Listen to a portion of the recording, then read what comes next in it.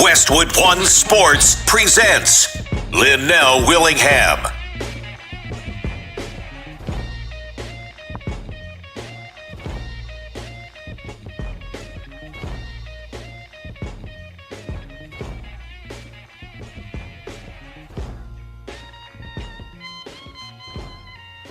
I almost feel wrong opening up the show with this song. This is Saturday Morning Sports with the youngest in charge, Lynnell Willingham, and we are in the United States of America, baby. Holy cow. Are you kidding me?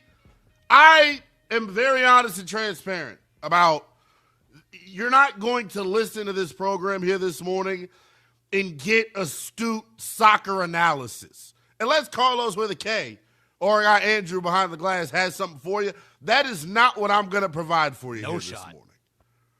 What we will provide for you, though, is just all of the feels that I got yesterday, all day long, by the way, watching soccer. Probably watched more soccer yesterday than I've ever watched in my entire life, ladies and gentlemen. So we're obviously going to get to Team USA in a second. But I want to just first, and we kind of hit on this last week when we opened up the show talking, World Cup. All of you out there that were in Seattle yesterday, by the way, holy cow. I always underscore or underestimate the give a damn level that folks have when it comes to the World Cup. To see this country as united as it is right now around one single thing is always cool to watch. It's the best when you go on social media, and this is what it was like basically all last night from about 6 o'clock p.m. Eastern time on. When you go on social media and everybody's talking about the same damn thing, that is when you know that this is a phenomenon. That is when you know that all hands are on deck, that everybody is in alignment in terms of what we're bearing witness to right now. This is quite literally history being made in real time with the United States men's national team, man, here in the World Cup. Their win yesterday,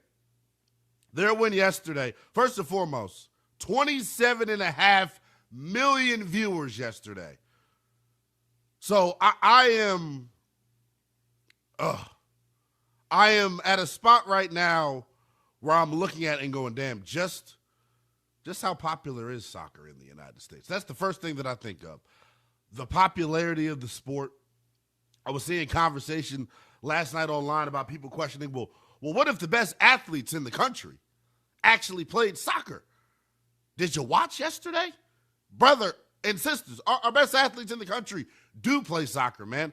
I continue to be impressed by everything that we've seen from this group. New stars continuing to be born. In the first match, it was Folarin Balogun. Last night, it's Alex Freeman. I was moved by the environment more than anything, though. I was moved by the environment more than anything. We talk about the 12th man in Seattle all the time relative to the Seattle Seahawks. The way that the U.S. citizens showed up and showed out yesterday at Lumen, hot doggy, man. Super duper excited just to see this country, and I'm going to sound super patriotic here for a second, just to see everyone rally around one another is the really cool thing, man. And I keep going back to the popularity of the sport because I am genuinely taken aback by just the whole lead up to the game. Bosnia right now, I don't know if this was video from last night or earlier this morning. Bosnia is walking through the hood wearing all blue flags and everything in California. It's amazing, dude, just to see, man, people care about this thing, man. There are real lifers in this country that come from other places for better opportunity. We all know what America is, right? Land of opportunity. You come here to try and further advance your family's fortunes. Just seeing the way that all of the, I don't want to use the improper word. Is immigrant the right word, Carlos? Am I using the people that are currently living here that come from other places? Yeah, where they emigrated. United States citizens now. They immigrate when seeing these folks immigrate from these other countries to the U.S. and then have them come out in droves to go watch this soccer, man. It's awesome. I think the other part that I've loved here in particular about the U.S. men's national team and just the way we have reacted and responded as a country. The other thing that I've loved, we're not doing this to try to fit in with the other nations across the country when it comes to soccer. Soccer's not the number one sport here. It's not. So I love that we're not trying to, pretend like it is. But for this moment in time, it is the most important thing in the United States. And I love that. I love the way that us as a country, we're leaning into, I say college football is super special all the time, right? Just for the unique nicheness of the sport, so to speak, right? And the way that, folks come out in droves. People start drinking at damn 8 o'clock in the morning for big noon kickoffs and whatnot, man. Just to see people get that excited. You saw it with soccer yesterday. I was out in the D.C. area in the Navy Yard, and just seeing the droves of people that are flooding these bars to go watch these games is awesome. And then I'm watching the Fox broadcast. Fox doesn't do many things right. They stink. But their coverage of the World Cup, I thought, has been awesome. Did it not have the pregame show? And we'll talk about Jameis Winston, who is, by the way, just a national treasure, by the way, people. Watching his coverage of the World Cup and watching him do the man on the street. New York Giants own Jameis Winston. Oh, my goodness. He's just an American citizen for right now. We hate the fact that he's the quarterback of the Giants, one of the quarterbacks of the Giants. It's actually a blip on his resume, so to speak. But, man, just watching the pregame show, I don't want to jump out there and make this comparison and have people go, whoa, Lynnell, what are you talking about? Did it not feel like yesterday? It felt college game day-esque, man. Did it not? Just seeing the folks behind the desk going crazy, probably boozed up out of their mind for the past 6-7 hours, speech slurred at this point. But we all know what we're here for, baby. We all know what we're here for. We're here for the U.S. of A., damn it. So I tell you all the time that the reason I'm sitting in this chair is because I tore my ACL on senior night of high school, and it stopped me from going to the National Football League. It caused me to go to small Division III Bethany College out in West Virginia. And at the end of every night at the bar down at Bubba's Bar and Tavern out in Bethany, West Virginia, you know what they play? Country Roads. To see and hear Country Roads yesterday be sang by all of the folks in that damn stadium, to see the players singing it on the pitch. I love that we're not trying to copy the culture of other countries when it comes to soccer. I love that we're doing our own damn thing, is what it feels like. And the vibe that you got outside of the stadium, the vibe that you get walking around the damn grocery store, seeing Team USA jerseys everywhere all of a sudden, the way that this World Cup has united everybody. I don't want to sound cliche. I don't want to sound like, I'm doing a Barack Obama impersonation. But, like, you pick up what I'm putting down here, man. Everybody's rallying. Everybody's united. We're all one. And they got my big ass up watching soccer. I can't believe how much I watched yesterday, man. We're going to let you hear the best audio from the World Cup and the United States' win yesterday. If you are just now joining us here on Saturday Morning Sports with the youngest in Charles, Lynnell Willingham, welcome in the United States men's national team advancing, man, as they continue to move on here through the World Cup. They have officially won Group D, first time winning their group at the FIFA World Cup since 2010 for the Americans, man. There's a lot of credit to go around. We talked about the new stars being born last weekend It was Folarin Balogun. This weekend is Alex Freeman. I hate to do this. The real star of the show, ladies and gentlemen, when it comes to the United States men's national team, from hearing all the real soccer analysis about this group, what their head coach has done, and I hope I'm using the right term, what their coach has done, Mauricio Pochettino, take a bow. The style of soccer they're playing, the brand of soccer they're playing, this is it. This is why this group, look, I'm going to say it right here, right now. Now that they've officially advanced, right, and they're going to take on most likely Bosnia coming up on July the 1st, the United States has a real chance to win this World Cup, guys. Like, this is not, we're past the point. We're past the point of this being a pipe dream. We're past the point of this being something, you know, that we put our hands together and pray for. This is real. Talk about what the United States has the chance to do. This is real. This is real. A big reason why they're in this position, though, as I mentioned, is the man leading the ship for the United States men's national team, Mauricio Pochettino. Take a bow. He had this to say after the match yesterday. But today, even if I am not American, no, after the game, I was emotional because I think the atmosphere was amazing. The fans were amazing. The warm reception, in the way that they support us, and in the way they celebrate the victory, they make it feel very emotional, and the players were they are very emotional too.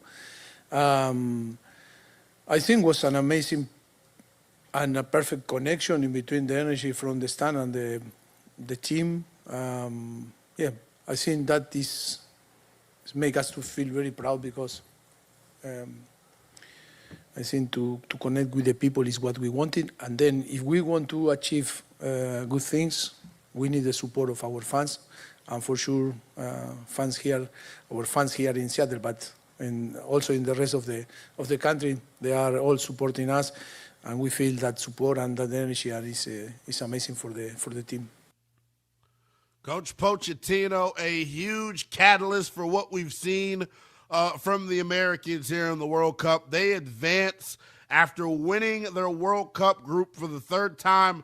The last time they did it, 2010, they advanced to the round of 16. How will they fare this time around, man? I keep going back to just us as citizens of the United States, the fans of it all, making this event what it is. Now that I'm like really understanding the environment for what it is, I'm looking at these damn tickets like, why do they cost $1,900? I'm looking at the tickets online and I'm like, well, why? Well, it costs to be a part of something special. It costs to be a part of an environment like you're getting here. And here's the unique thing about it all.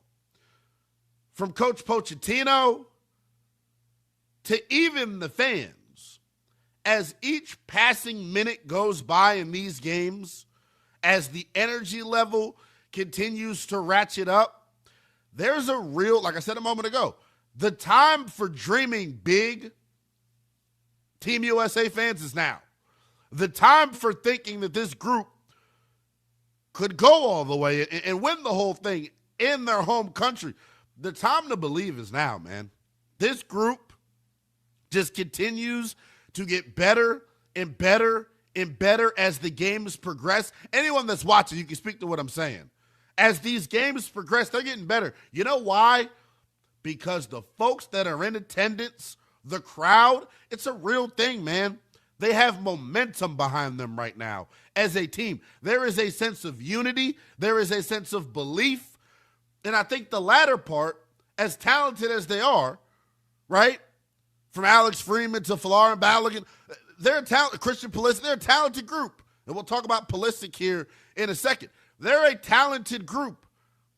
But even the players on that team, before last weekend against Paraguay, I'm sure there was a little bit of doubt. There was some reservations about them.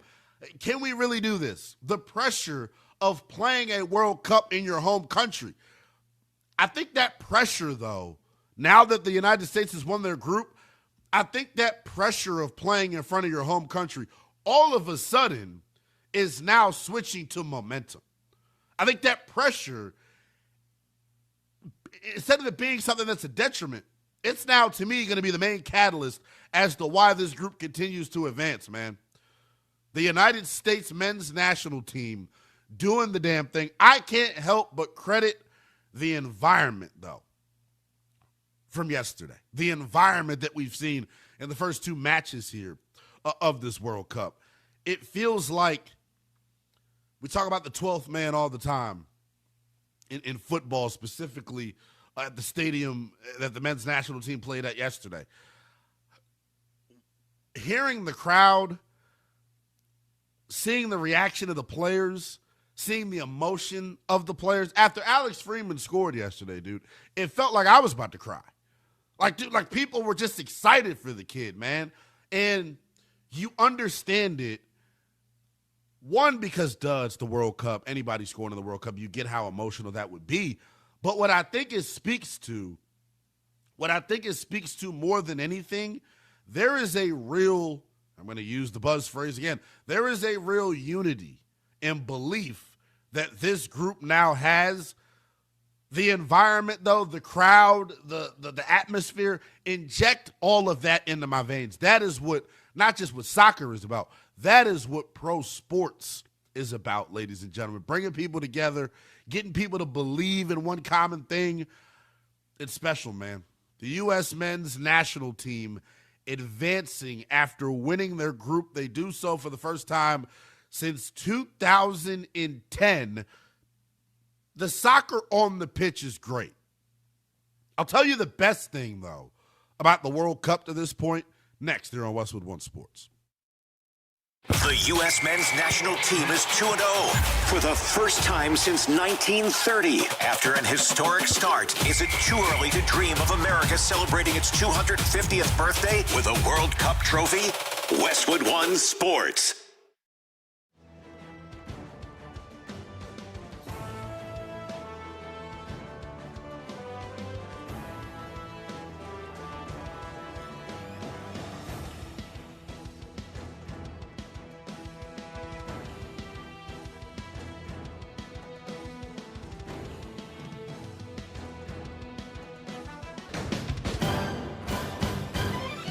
At the tone, the broadcast will begin in 4 minutes, 30 seconds.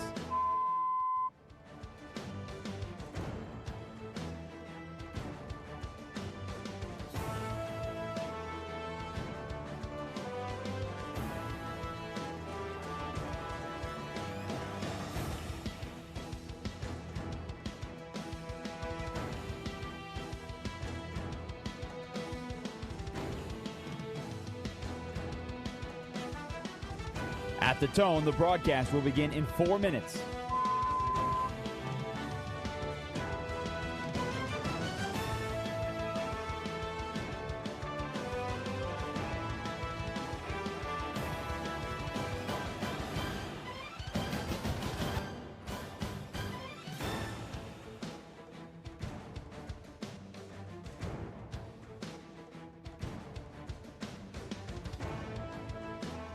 At the tone, the broadcast will begin in 3 minutes and 30 seconds.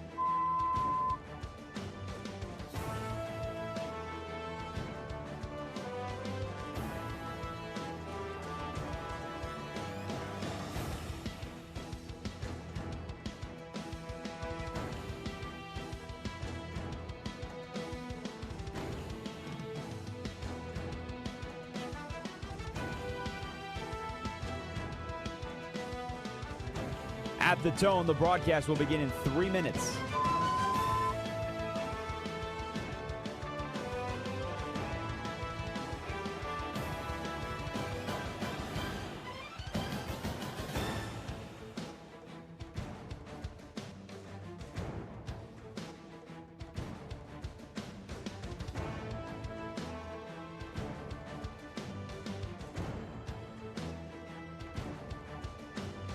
At the tone, the broadcast will begin in 2 minutes, 30 seconds.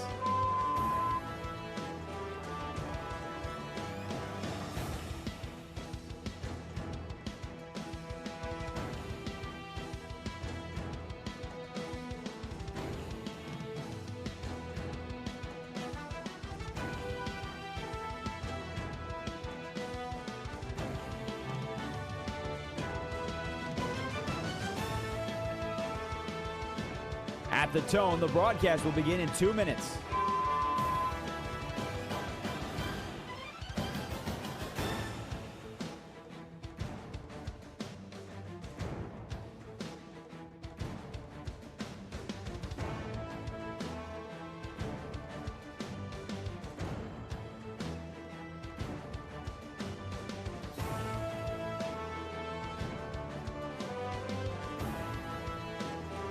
At the tone, the broadcast will begin in 1 minute, 30 seconds.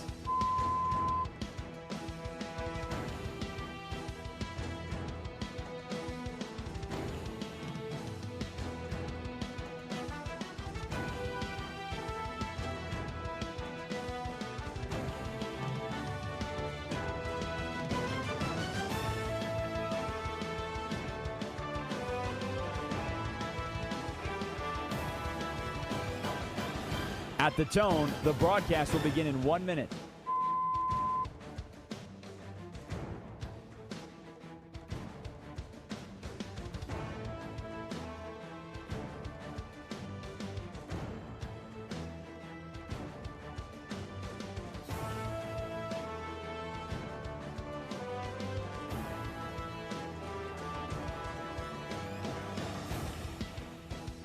Stations, this is your final time check. At the tone, the broadcast will begin in 30 seconds.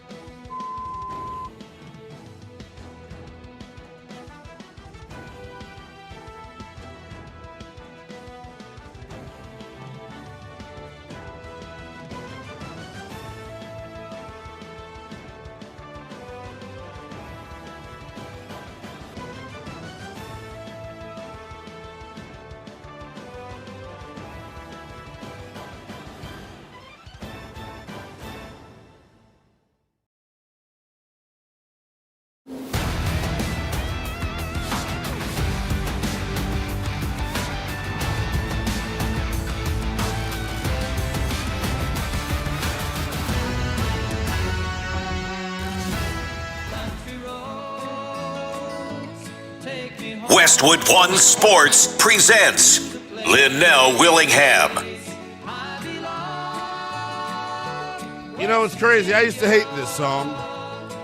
Me too. It's for a young, off-drunk, 19-year-old college kid. It normally meant the end of a really good night. Yep.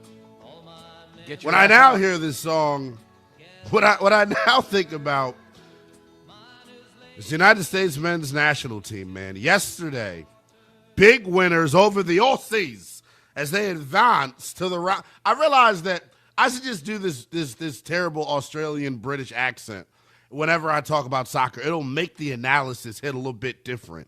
The U.S. men's national team, 2-0 to start the World Cup for the first time since 1930. After their win yesterday, they officially win Group D.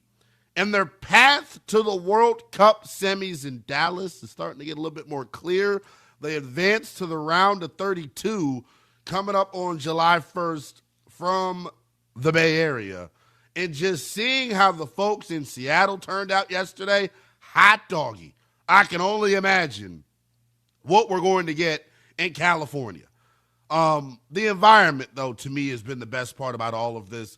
Like I continue to say, I'm not going to sit up here and and pretend like, you know, I'm some astute soccer analyst. But the one thing I can say, and I'm sure if you're watching and you know anything about soccer, the one thing that has stood out with this group, this United States team, they attack offensively. There's a style that they play with. There's this attacking style on both ends, offensively and defense. The passing has been absolutely ridiculous. By the way, there was a number that I pulled and then I caught on social media, and I didn't know if it was real or not. But what I've noticed is for football and basketball and baseball and hockey in this country, there are a bunch of fake aggregator accounts that throw out terrible information. You're not going to get this with soccer. So shout out to the folks on X providing us with great nuggets from the World Cup and some of the statistical feats that we're seeing. Chris Richards, take a bow. He has completed, and I always think of this in football terms. It's a terrible thing to do, but it's what I naturally do.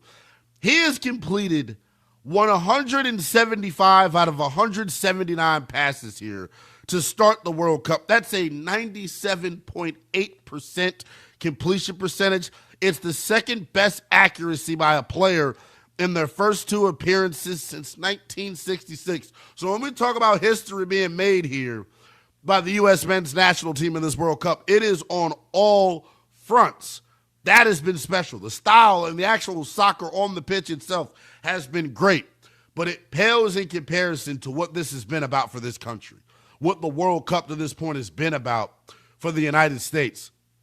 The give a damn level that folks have for soccer, I could have never, ever, ever guessed. I could have never, ever guessed how much people care about this. Streets are flooded. California and all the host cities. It's been honestly something that makes you want to be a part of it, man.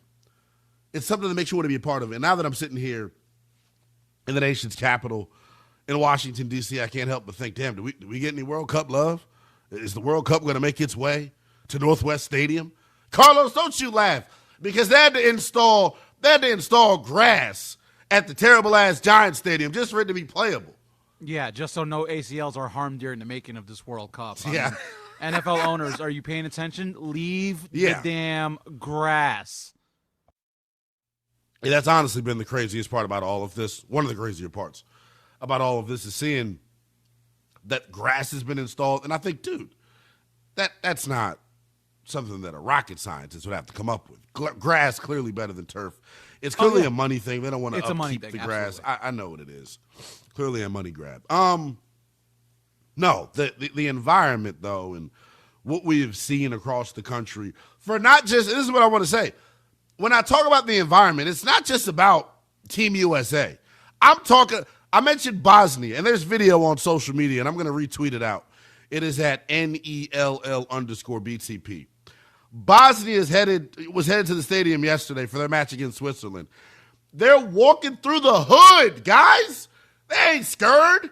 This is just what they do, though, man. Like, I love the passion. I love the patriotism. If you've ever been to Bosnia, that is the hood. I'm about to say. I know. There's a big Bosnian community in Chicago where I'm from, and they don't give an F. They don't care. Yeah. I loved everything about it. Just seeing the people come out in droves, man, I think is super duper special. That's the environment outside of the stadium. I want to get to the environment inside of the stadium yesterday because depending on where you watched it from, you got to, intake it in a different way. The goal that Alex Freeman scored, and there was some controversy surrounding it in terms of whether or not he was offsides or not, but hearing the reaction of that crowd in Seattle, it's cut number 3, Andrew, if you got it ready. Alex Freeman scoring for Team USA, but not without a little bit of controversy. To the set piece. Robinson fizzing it back. Serginho Dest blocked. Still in. Might be 2. Is 2. Or maybe not. The flag comes up for offside. Here's the decision. After factual review, the goal scorer was not in offside position. Goal is correct. And the building shakes in Seattle. I mean, absolutely erupting is what we heard there, man. It really doesn't even do it justice playing the audio. I'm sure if there's anybody out there across the country right now that happened to be in Seattle yesterday, happened to be anywhere across the country, just being a part of this World Cup madness, we want to hear from you at 310-840-4910. That moment right there for me, though, was kind of like, wow, it really let you understand just how big this was. It let you understand just the excitement level, that folks across the country have for this thing, man, talking about the World Cup. As I said to open the show, I would have never, ever anticipated the give a damn level, for lack of a better phrase, man, that people have for the World Cup. Being outside all day, boozing all day. And look, clearly the 28-year-old in me is thinking, good gracious, man. some drunk-ass fans that we got out here in the stadium. That's why it's so damn loud. But no, just seeing one thing bring so many different walks of life together, I think is super cool. And the fact of it is this, man. For the first time in a long time, just from watching the pregame and postgame coverage, the United States men's national team has a real chance to win this entire thing, man. And for them to do it yesterday without Christian Pulisic, I think is even more impressive, man. Here's the cool part, though, and really the underlying story and a real feather in the cap for the United States men's national team and why yesterday was almost like a double victory for the fellas. Doing it without Christian Pulisic, obviously, is amazing. You clinch your group without him. He's going to get extended rest. You probably don't need to see him in their next match. He gets more time to heal, and you get him ready for the knockout stages, man. Like, that's what this is all about. Yesterday couldn't have went any better, man. The thing that I think everyone is now going to monitor moving forward for Team USA, the United States men's national team, they got a little bit of an extended rest coming up here. How does that ultimately impact this group that is right now clicking on all cylinders when it comes to offense? So I've been super duper, excited by the whole thing.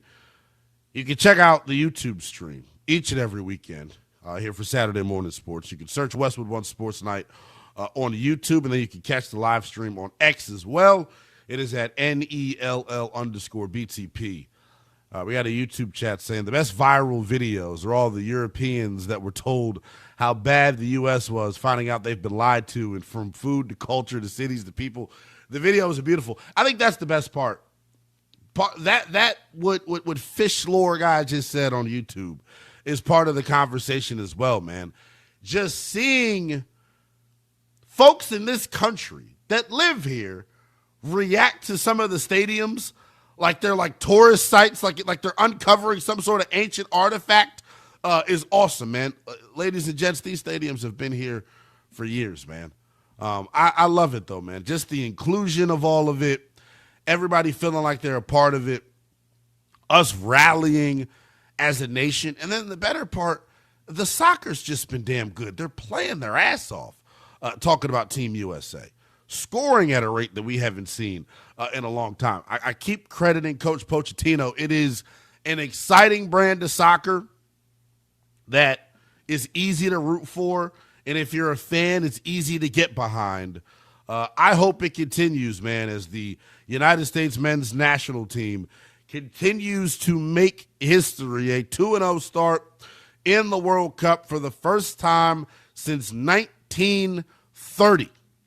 So after Paraguay's win last night, the United States officially winning their World Cup group for the third time in history. The first time they won it in 1930, they finished third in the tournament. Last time they won their group was back in 2010. Unfortunately, they got bounced in the round of 16. What does the future hold for this version of the United States men's national team, man? Some of the video, though, on social media has been the best part about this. There was a man dressed as a bald eagle on another man's shoulders. If that's not America personified, damn it, then I don't know what is. But here's the thing that I keep going back to, and what's most important moving forward for us as a country when it comes to the World Cup. Genuinely, to me, the best thing that can happen to American soccer culture, and we're kind of seeing it here throughout the first couple of weeks of the World Cup, lean into what makes us unique when it comes to the landscape of college football, guys. College game day, when they come to your town and your city, the way that people get amped up and revved up, it's unlike anything else. Instead of us trying to do, our version of European soccer culture, let's sing Country Roads blaring out of our mouths. Let's enter with Enter Sandman and scream that at the top of our lungs. Let's do the things that make us as Americans, great. We don't got to copy anyone else's culture. That, to me, has been the best part about all of this, man. Watching us rally as a country, watching people get geeked up out of their minds, whether they're drunk or not, it doesn't matter. I just love the patriotism, baby. USA!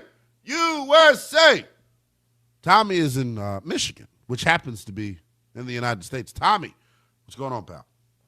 Hey, good morning, Lynnell. Yeah, I'm kind of getting into this World Cup. Not a big soccer fan, but I do tune into it every 4 years. And what I love are some of these fans from other countries that are coming here and having such a good time. I heard live audio of these, particularly these fans, these Scottish fans from Scotland. They took over this one pub in Boston, and the owner said they drank my pub dry. They literally drank his whole. He had to go out and make an emergency run to buy like 30 cases of beer. And they're singing that John Denver song, Country Road. You hear them. They're singing at the top of their lungs. And it's like the coolest thing. And I heard another interview from this fan from England who's here. And this young lady asked him, well, what's like on your itinerary for today? He said, well, we're going to get drunk before the game. We're going to get drunk during the game. And then we're going to get drunk after the game. That's what it's all about, man. Yeah. I've loved everything about it, man. Tommy, I appreciate you as always. That's what it's been about, man. It's that's the other piece of this, and he put it beautifully. There's almost a sense of pride that I take as an American, seeing these folks from other countries come here and have such a good damn time. Honestly, there's a sense of embarrassment that comes with it as well. We don't know how to party. Americans out there, my fellow U.S. citizens, we got to learn how to party. We're not boozing properly. They're saying we're boozing before the game. We're boozing during the game. We're boozing after the game. A bunch of drunk people walking the streets of the United States.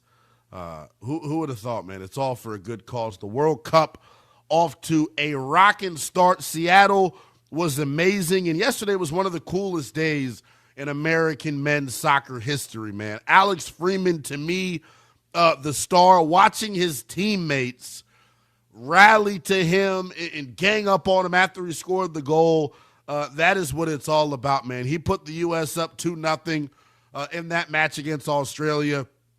I want to continue to let you hear the best audio from yesterday's win over Australia as we roll throughout the program here on Saturday Morning Sports with the youngest in charge, Lynnell Willingham, getting you up to 11 a.m. Eastern Time. 310-840-4910 is the number. I want you all to begin to line up on the phones with this. What to you, there's a lot of things to choose from here. Americans are 2-0, first and foremost, advancing and winning their group. They'll be on the pitch again on July 1st. Pubs are being drunk dry. The economy's got to be booming right now here in the United States based off all the beer that's being drunk. Save some beer the for post-game audio. I'm about to say, man, save some beer for the rest of us. The post-game audio has been great. The environments outside of the stadiums have been awesome, even for the people that can't afford to get in. What's been your favorite part of the World Cup to this point? 310-840-4910 is the number. I'll tell you the clear-cut, dead giveaway answer coming up next here on Saturday Morning Sports. Who will win the Men's College World Series? It's down to Oklahoma and North Carolina. The championship series begins tonight at 7:45 Eastern. Listen to the game on the Westwood One Sports app. Your home for the NCAA. Westwood One Sports.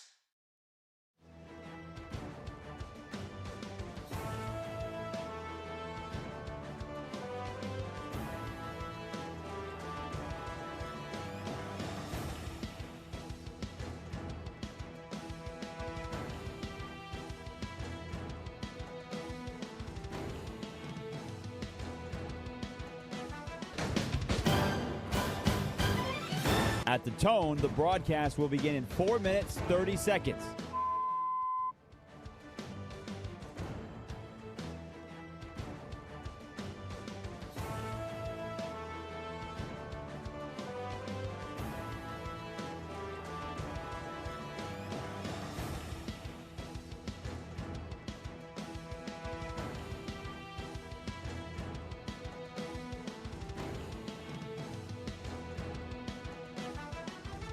At the tone, the broadcast will begin in 4 minutes.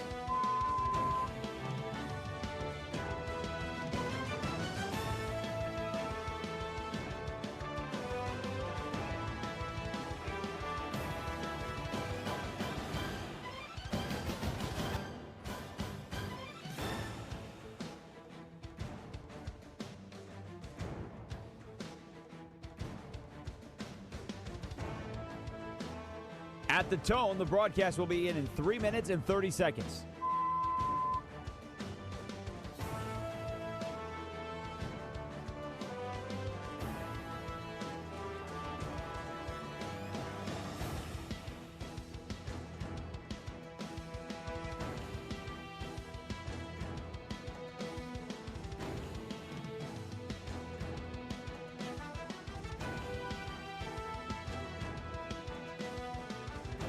At the tone, the broadcast will begin in 3 minutes.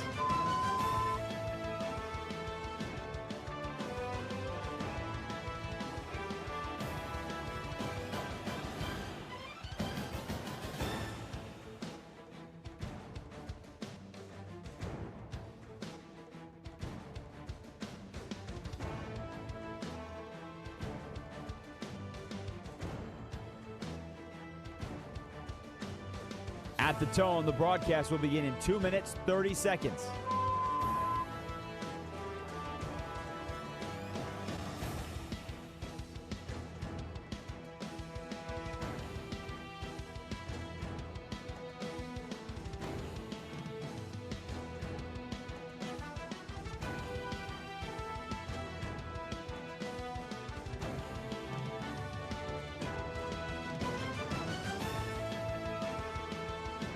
At the tone, the broadcast will begin in 2 minutes.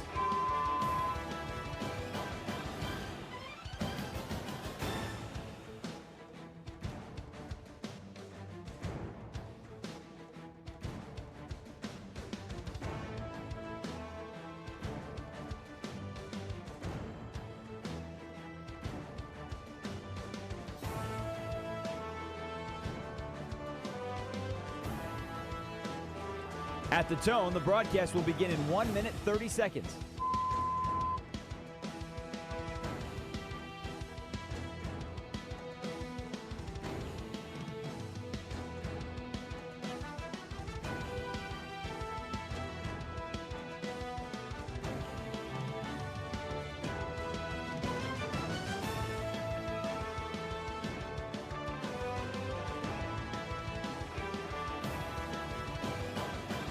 At the tone, the broadcast will begin in 1 minute.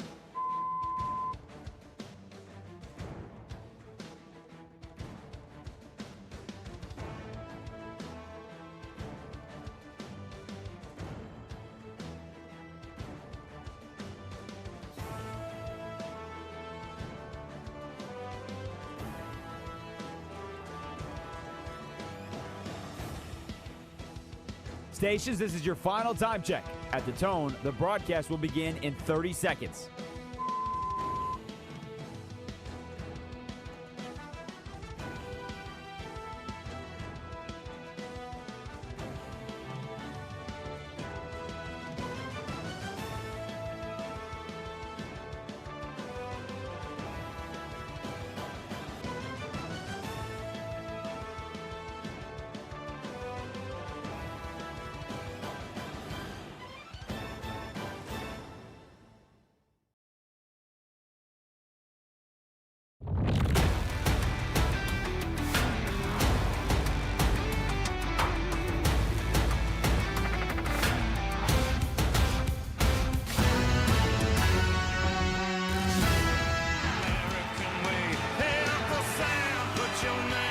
Westwood One Sports presents Lynnell Willingham. Watching a lot of them on the phones at 310-840-4910. It is Saturday morning sports with the youngest in charge, Lynnell Willingham, taking you up to 11 a.m. Eastern time as we take you coast to coast, bring you the latest and greatest in the world of sports. There is one top story right now. USA, USA, USA. It's gotten even more patriotic and bombastic as I've gotten throughout this opening hour, man. Inject all of the World Cup content into my veins. Ladies and gentlemen, the United States 2-0, winning their first two games in the World Cup for the first time since 1930. They clinched their group yesterday with the win over Australia. Last two times that they clinched their group. 2010, they finished and lost in the round of 16. And then you got to go all the way back to 1930 when they finished in third place. A lot of things to choose from. What to you has been the best part of the World Cup to this point? I want to hear from you on that on the talk and text line, 310-840-4910. We've talked about the environment really all morning long, and I promised you we continue to play the best audio from yesterday. I mentioned one of my favorite parts of all of this was just us as the United States not trying to mimic the soccer culture of other countries. We've got our own damn thing. We know how to party, drink, and have a good time. Hearing the United States fans yesterday outside of Lumen in Seattle on the damn pregame show, it literally, I told you all I got goosebumps when the Knicks played game 3 at home in the finals at the Garden. These goosebumps that I got yesterday, I mean, they pale in comparison, man. The environment, like I continue to talk about, to me, the best thing from the World Cup. Take a listen for yourselves. So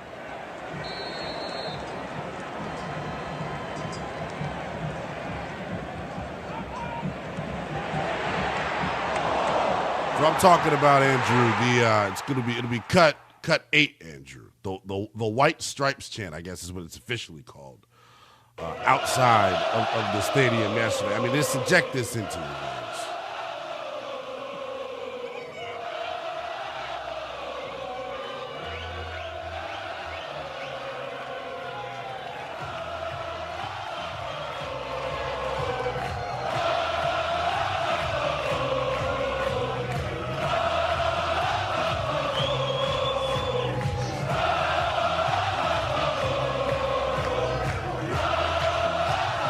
But, that's a part of our culture, man. Our sports culture. That's what I love. We don't have to, lean into British or Dutch customs, damn it. We're the United States. We're the superior country from every, aspect, including how we root for our sports teams, man. I thought that, to me, has been the best part of this World Cup, one of the best parts of this World Cup. How about the fact that they're 2-0, guys? How about the fact that, it's weird. In this country, I always say it, the men's national team does have it a little bit hard. One, we only care about them every 4 years. And then two, let's use a team like the Dallas Cowboys, for example. Cowboys fans, year in and year out, right, will give you reason. Despite them coming up super short and super small in big moments, Cowboy fans can consistently give you reason for optimism. You do it all the time with your favorite pro sports team. But for whatever reason, when it comes to the United States men's national team in the World Cup over the past, since I've really been, alive enough in the brain to know what I'm watching, so to speak, right?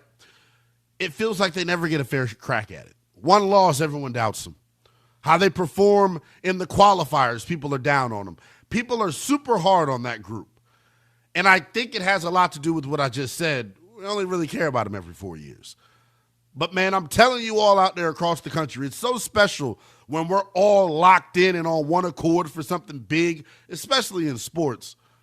The time is now. It's like it's like when you're trying to figure out whether it's safe to come out, after one of your siblings just got their ass whooped, right? You're wondering, is it safe for me to come out? Am I going to catch the whooping too? Guys, it's safe to come out and root for Team USA when it comes to the World Cup. We're past the point of dreaming. This group is legit. New stars are being born each and every match. And I think if you're a sports fan, it's something to rally behind. It's something to get behind as an American. 310-840-4910. What has been your favorite part of the World Cup to this point? Saint is in Dallas. Saint, hopefully the good fellas make it all the way to Dallas, because could you imagine what it would be like. What would it be, at Jerry's World? Holy cow. Oh, yeah, you already know this, man. Dallas is erupting with World Cup fever. Mr. Lynnell, it's always good to talk to you, my NFC East brother.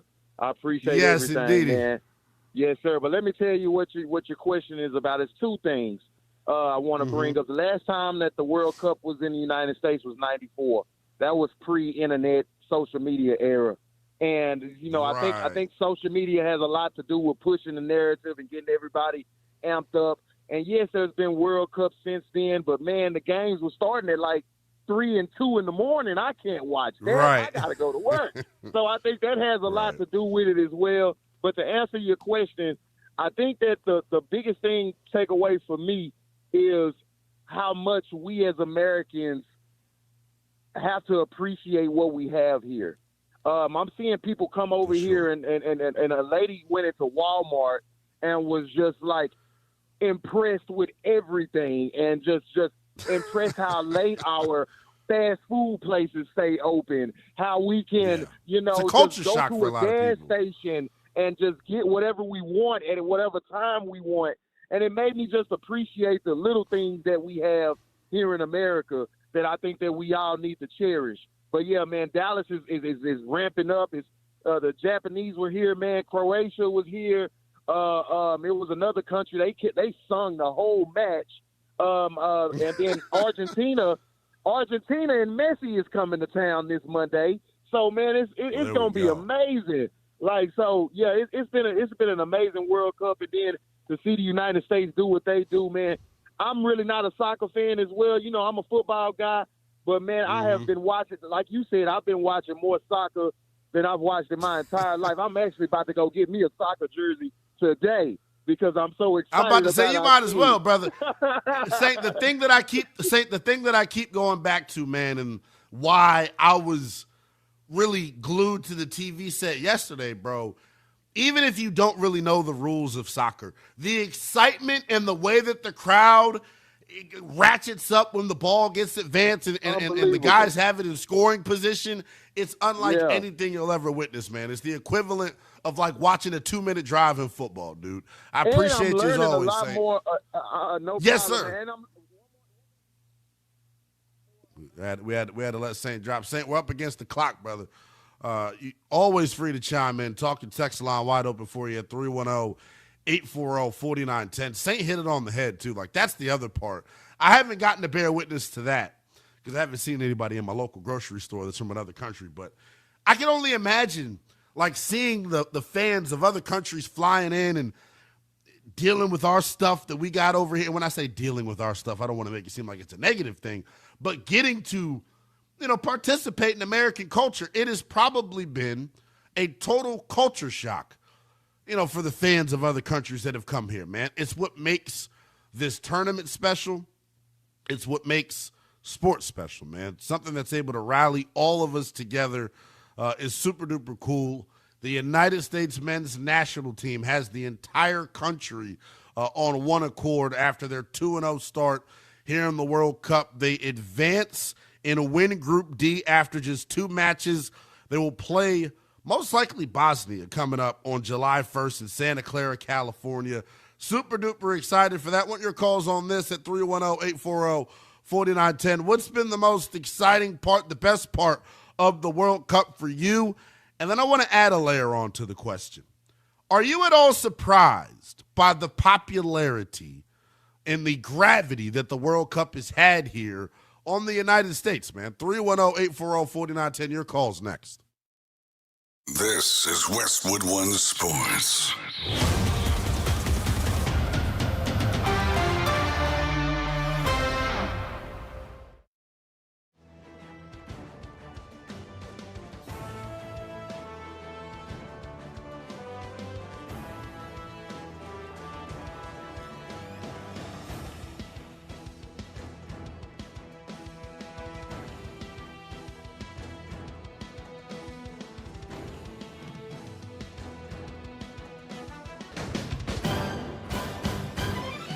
At the tone, the broadcast will begin in 4 minutes, 30 seconds.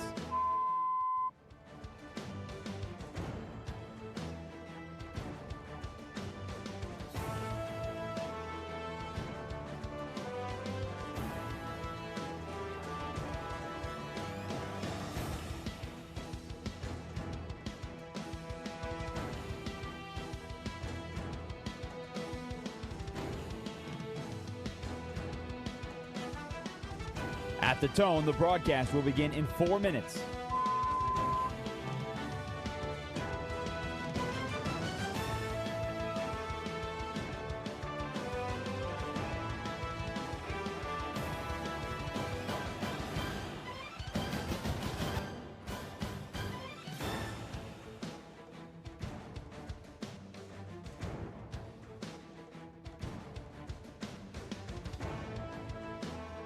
At the tone, the broadcast will begin in 3 minutes and 30 seconds.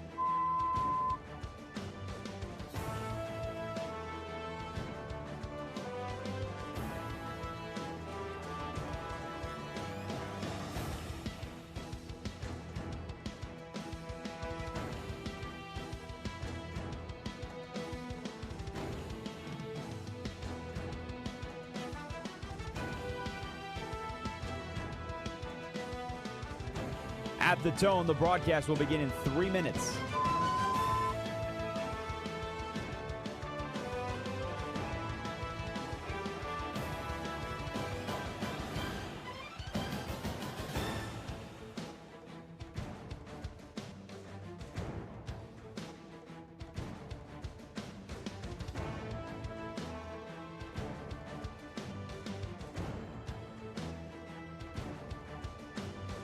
At the tone, the broadcast will begin in 2 minutes, 30 seconds.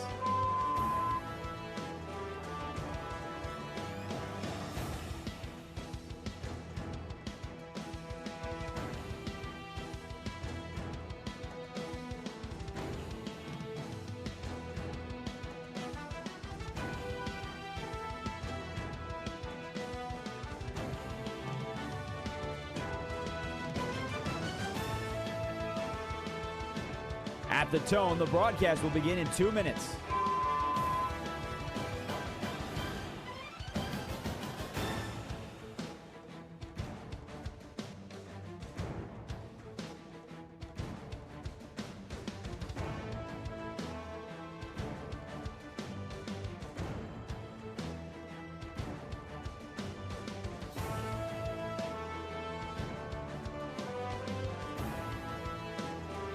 At the tone, the broadcast will begin in 1 minute, 30 seconds.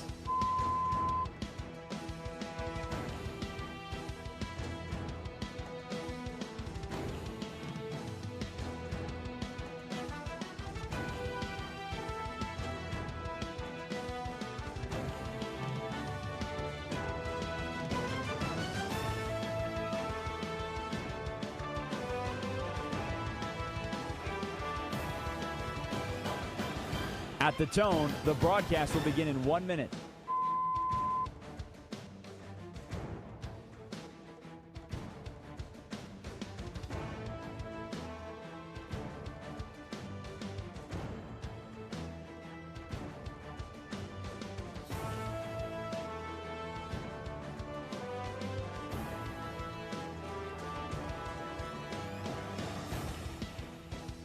Stations, this is your final time check. At the tone, the broadcast will begin in 30 seconds.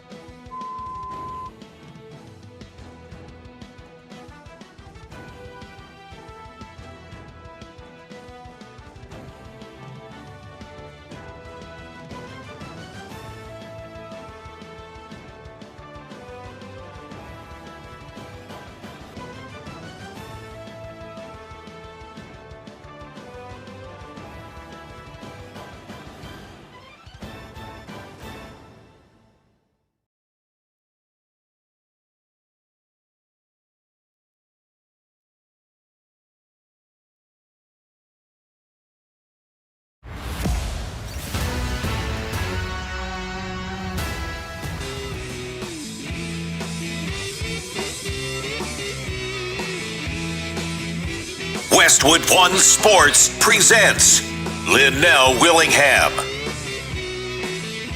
Party continues as it's continuing across the country.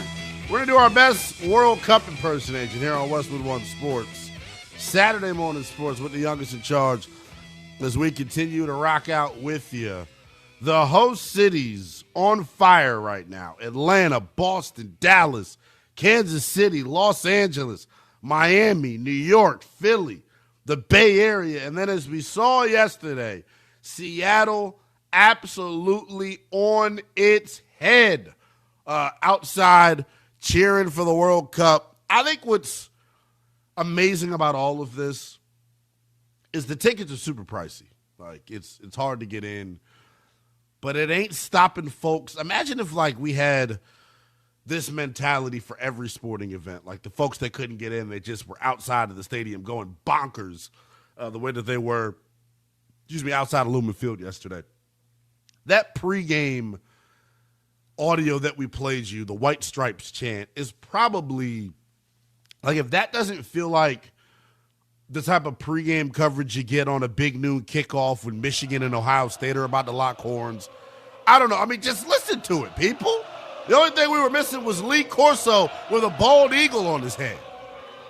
Not so fast, my friend, as he throws off Paraguay's head. Yeah, right. The environment to me has absolutely been the best part of this World Cup, the togetherness, it bringing everyone together. That's been special. The other piece of this that I think is really exciting and what I think has the interest level even higher, and we were talking about this during the break, the games aren't being, and Saint called in from Dallas and said this as well, the games not being played at 2 and 3 and 4 o'clock in the morning makes it a lot more easy to watch and to get behind, man. The accessibility of this year's World Cup, I think, has caused the TV numbers to spike, has caused the interest to be as high as it actually is, man. People care about this stuff. People do. I continue to say it, though. Maybe it's me just having my head up my behind, which, you can't put it past me. I just underestimated how much people cared about this. How much of it has to do with, you think, patriotism versus fans actually, liking soccer versus, hey, everyone's rallying around this one thing. I don't want to feel left out. I want to get on board. 310-840-4910 is the number. Because for me, if I'm being honest, for me, it's the latter. Everybody's talking about it. I don't want to feel left out. You know what I'm saying? Everyone's talking about it. Everyone's flooding the bars. Everyone's, talking about it on social media. It is the conversation right now on social media. You can't open up Instagram or X or TikTok without getting content from the World Cup. And what I've loved about this is Saint, he was our second caller here this morning, as we heard from Tommy in Michigan as well. Tommy in Michigan, he took your lunch money, baby, if I'm being honest with you. Saint brought up a hell of a point. Saint brought up a hell of a point that has me thinking, like, wow. As we continue to watch this thing and we see the way that other countries are, like, embracing our U.S. culture and participating in our U.S. cultural norms, I think that's the coolest part about it, man. Us being a host country, being an excellent host country, being welcoming to people. You know what I love? I love that the people out there that are fellow brethren and sisters, our fellow brothers and sisters of the United States, y'all haven't acted a fool. We haven't heard of anything stupid like mass crime. We haven't heard of anybody getting run over, fingers crossed, or getting shot, God forbid. I love that people are rallying and having a damn good time, man. This is what sports is about. This is why sports is so special. It brings people together from all walks of life. Can I be honest with y'all? I'm the bachelor of this program. I'm the bachelor of this sports network, it feels like, man. I may go out today and go watch World Cup soccer at one of these bars, because you may run into your wife during this World Cup, ladies and gentlemen. You may run into your husband during the World Cup, ladies and gentlemen. It's that many people outside rooting for one common thing, man. I don't know a lick about soccer. You know what I do know how to do? I know how to buy somebody a beer and have a good conversation. And if you pick up what I'm putting down. From Korea. I'm about to say, next thing you know, we got a bunch of blazing youngest in charges walking around here, man. 310-840. Got to play golf. Shane is in Cali, wants to chime in. Shane, the party is coming to you before we know it. When that United States madhouse crowd makes it to Southern California, man, it's going to be special. What do you got for us, buddy? Okay, so first thing I got to say is it's just beautiful to see what our country and just all Americans, how much we're just embracing this tournament and everything. I think it's awesome because I grew up like watching soccer and everything. So just to see the love that we're having now it's beautiful, man. I'm so happy to hear it. But as to why it's going on, for one is the team. I don't know how deep you're into it, but this is the most experienced team we have had in years. Dude, you're saying that. You're saying that, but the stars from you're saying they're the most experienced, and you may be right on that. But the stars from the first 2 weekends are performing and playing in their first World Cup ever. So how experienced are we really? I think we're extremely experienced because, don't quote me on this exactly, but 9 out of our 11 starters are in the European leagues and captaining their respective teams as well. So I think that's so I hear really, what you're really saying huge. on that. When I talk about experience with the World Cup, I mean experience relative to how many World Cups have you played in, because this is different than the Euro leagues, man. Being here on U.S. soil in front of these rocking-ass fans, it's a different level of pressure, baby.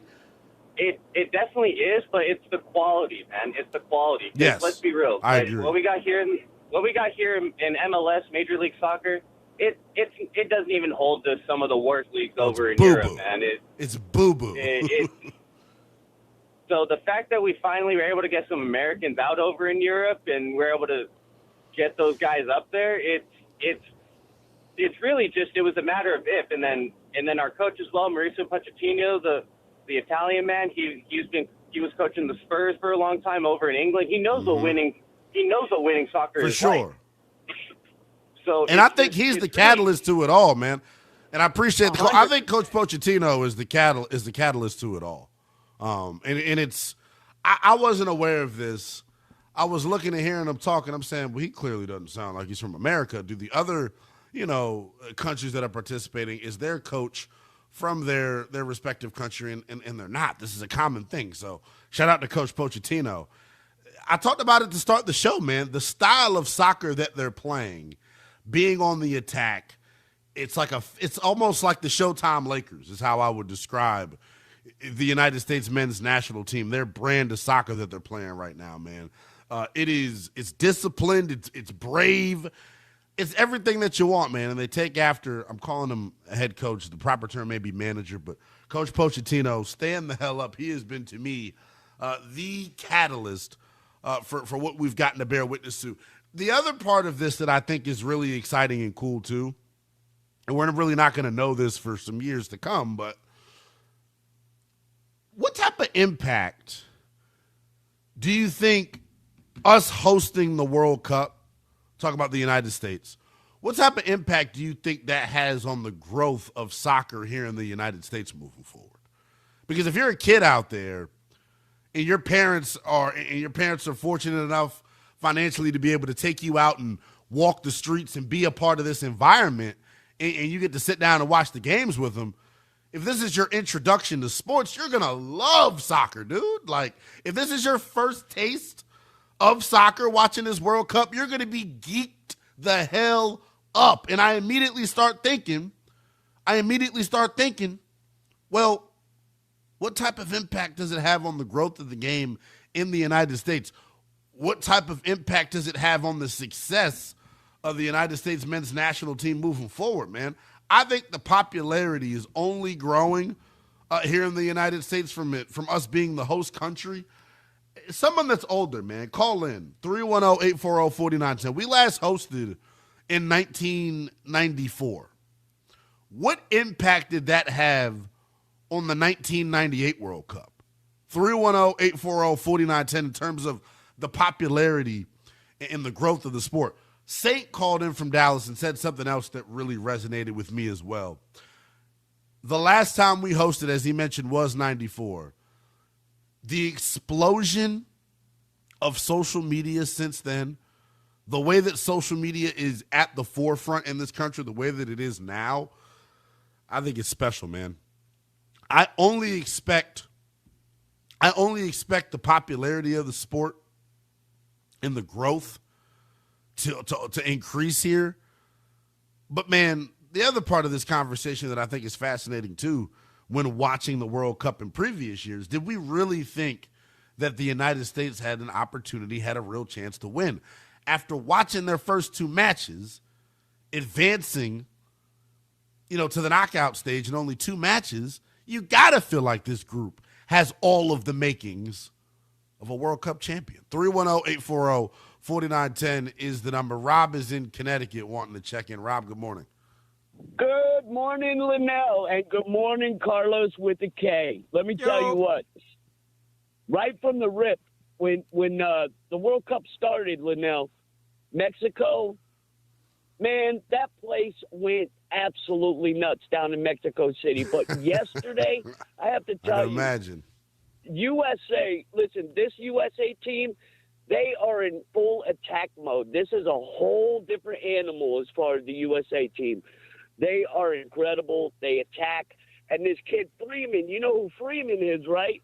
He's the son of... Of course. You know that's right. But listen. The Green Bay Packer wideout, for sure. You're darn right. So yesterday I heard a chant. Now, obviously, I'm blind. So what I did was I put my TV up loud because I want to hear the crowd, right? I want to feed off that crowd. I want to get that chill down the spine. So yesterday, the crowd did something completely out of, it was bonkers, dude. They started going, U, S, A, and it just built until it went USA. Yeah. And I lost my mind. That was Dude, there. Rob, I'll be honest with you, brother. That's why I keep referencing the environment. It's been the best part of this tournament, man. I literally got chills. I know what you're referencing from yesterday. I got chills when it happened, man. I'm telling you. You know what I'm talking about. The way that the crowd has been in sync, and I think that's probably the best way to describe it, right, Rob? They've just been in sync throughout the first two matches. Absolutely. It was just that was a new chant that I'd never used. It's USA, but they built it. And it was Here we go. So, hey, I'm glad you're talking about soccer and you're learning a little bit more. I wish I could see it. I know there's a lot of exciting moments going on right now, but I'm about to say, man, I'm glad that you get to relish. I'm glad that you get to be a part of the moment, and everybody else out there that's in the blind community gets the chance. Because if you're getting to hear this thing on TV, hot doggy, man. I'm telling you, the hairs on the back of your neck stand up, man. I already know it. I appreciate you as always, Rob. Enjoy the weekend, my man. I underestimated that piece of it. I'm glad we got to hear from Rob. Could you imagine? Injected into my veins, baby. It's probably been the best part of all of this for me is just hearing the crowd, seeing the people out in the streets. Oh, give it to me, man. We don't need to mock and copy any country out there. We're the United States, damn it. We have our own chance. We got our own beers. We got our own bars. And sooner rather than later, folks, we're going to be champions. I can't believe it. I never in my life, man, I'm telling people that know me right now, that grew up with me and went to high school with me, went to college with me, middle school, so on and so forth. Not only did I hate soccer, I thought the folks that played it were soft. I'm telling you, yellow card this and red card that, and yellow card that. Speaking of the yellow cards, we will get to that coming up in a second because Paraguay handling business last night, allowing the U.S. to clinch the group, allows those dudes that have red cards, or yellow cards rather, to not have to play coming up in the next match. So that is absolutely huge for Team USA. But I have a newfound respect for the sport, man. I'm being honest. I do.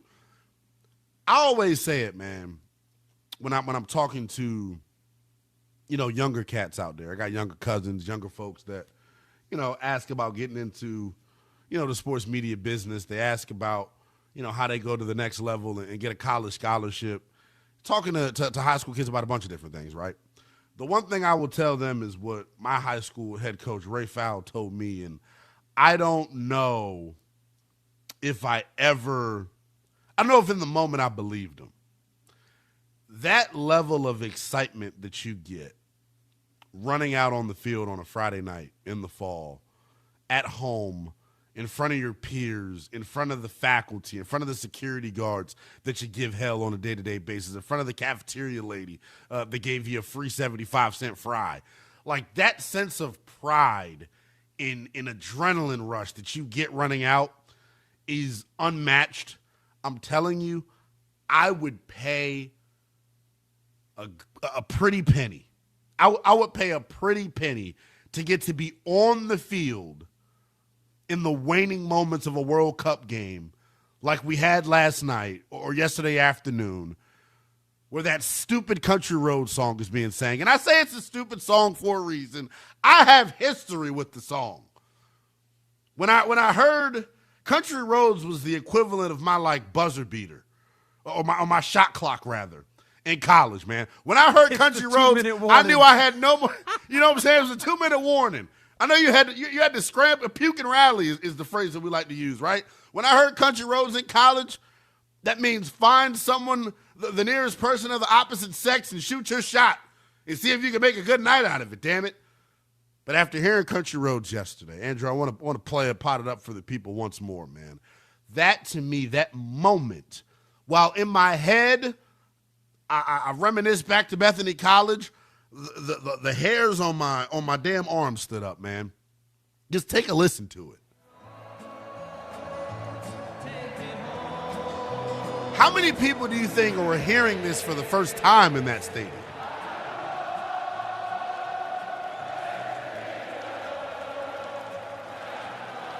West Virginia's a lousy-ass state.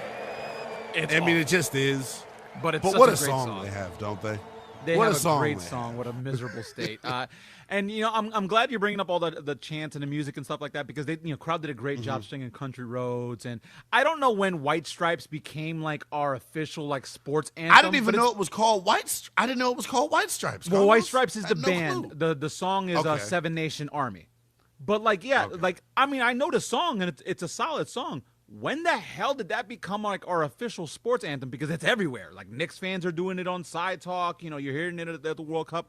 But there's one critical thing that you have not mentioned that I need to slam our fellow Americans on. And I don't know if it's our fault, but I need to find out whose fault it is and like have them publicly flogged.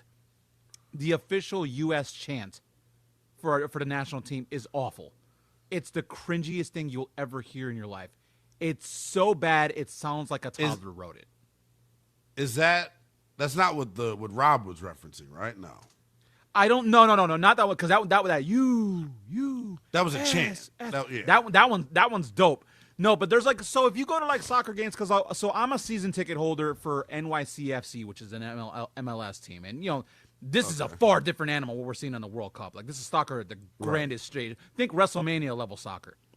And you know, you'll hear some chants at NYCFC. That's pretty cool. I'm like, okay, I can get it. And I hear some Premier League chants, some Champions League chants, and all these other La Liga, all that stuff. Like those chants are cool.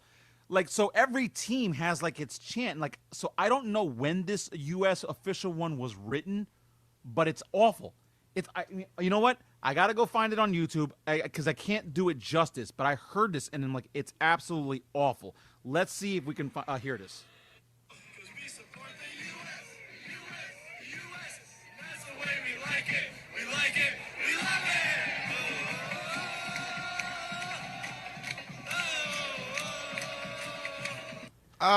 We support the U.S.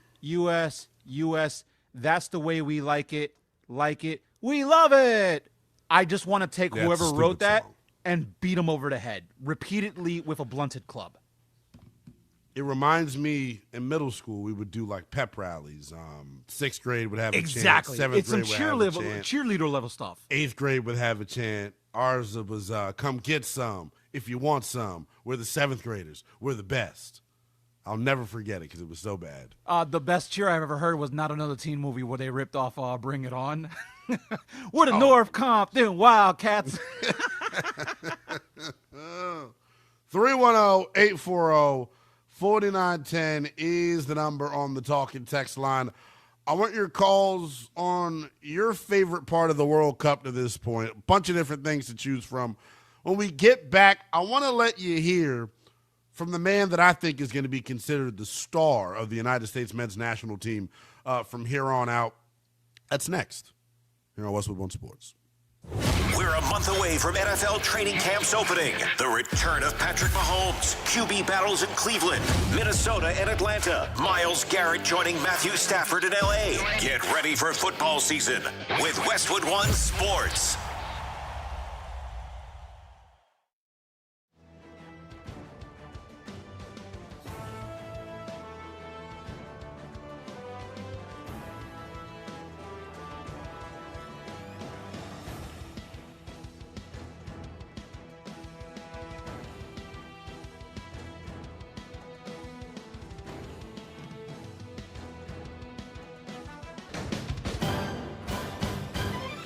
At the tone, the broadcast will begin in 4 minutes, 30 seconds.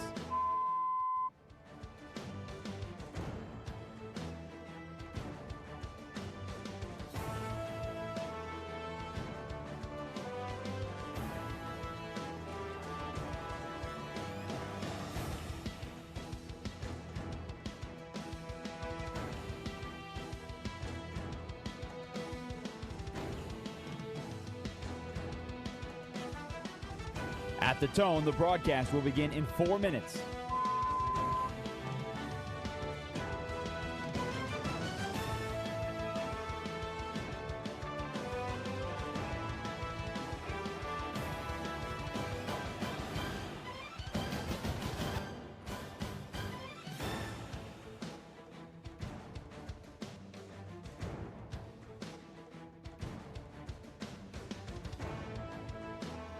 At the tone, the broadcast will begin in 3 minutes and 30 seconds.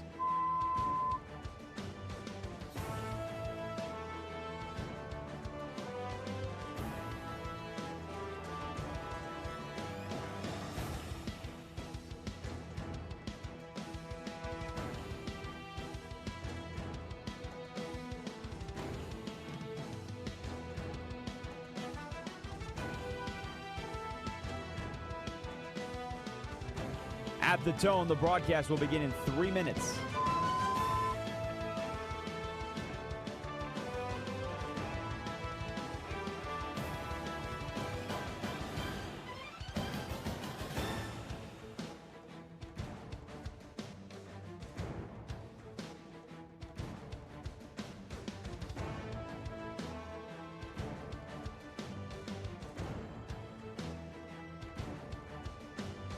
At the tone, the broadcast will begin in 2 minutes, 30 seconds.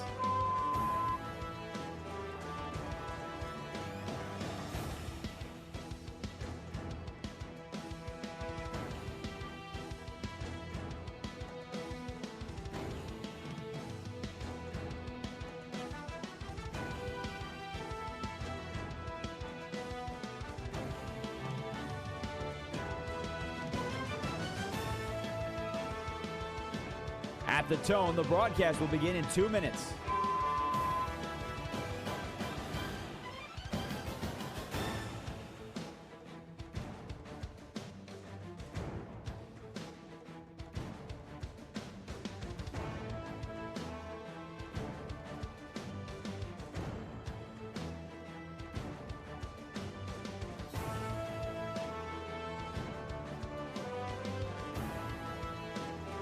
At the tone, the broadcast will begin in 1 minute, 30 seconds.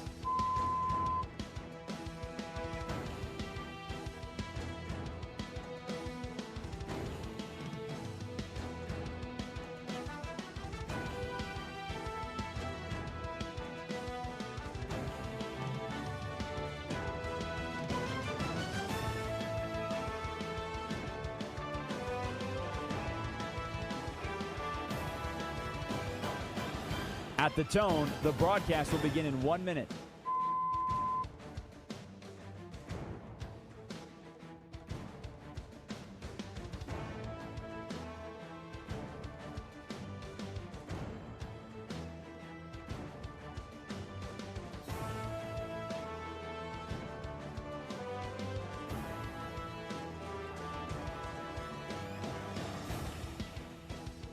Stations, this is your final time check. At the tone, the broadcast will begin in 30 seconds.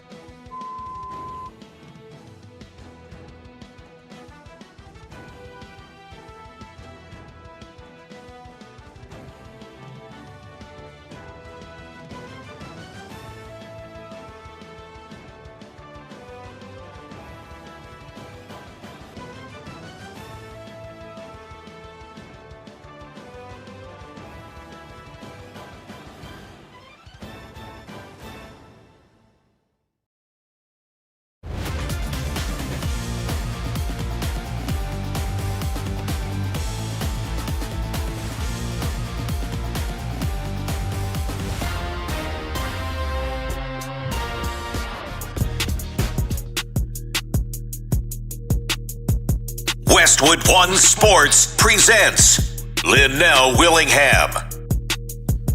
Party continues as we get you coast to coast here on Saturday Morning Sports with the youngest in charge, Lynnell Willingham. We'll get you up to 11 a.m. Eastern Time. The United States continuing to be the story of the World Cup. We're the host country. It's America's 250th birthday. And damn it, the U.S. looks like they have a real shot to win the entire World Cup. I want you to line up on the phones with this at 310-840-4910. What's been your favorite part of the World Cup to this point? And do you think the United States actually has an actual shot to win? 310-840-4910.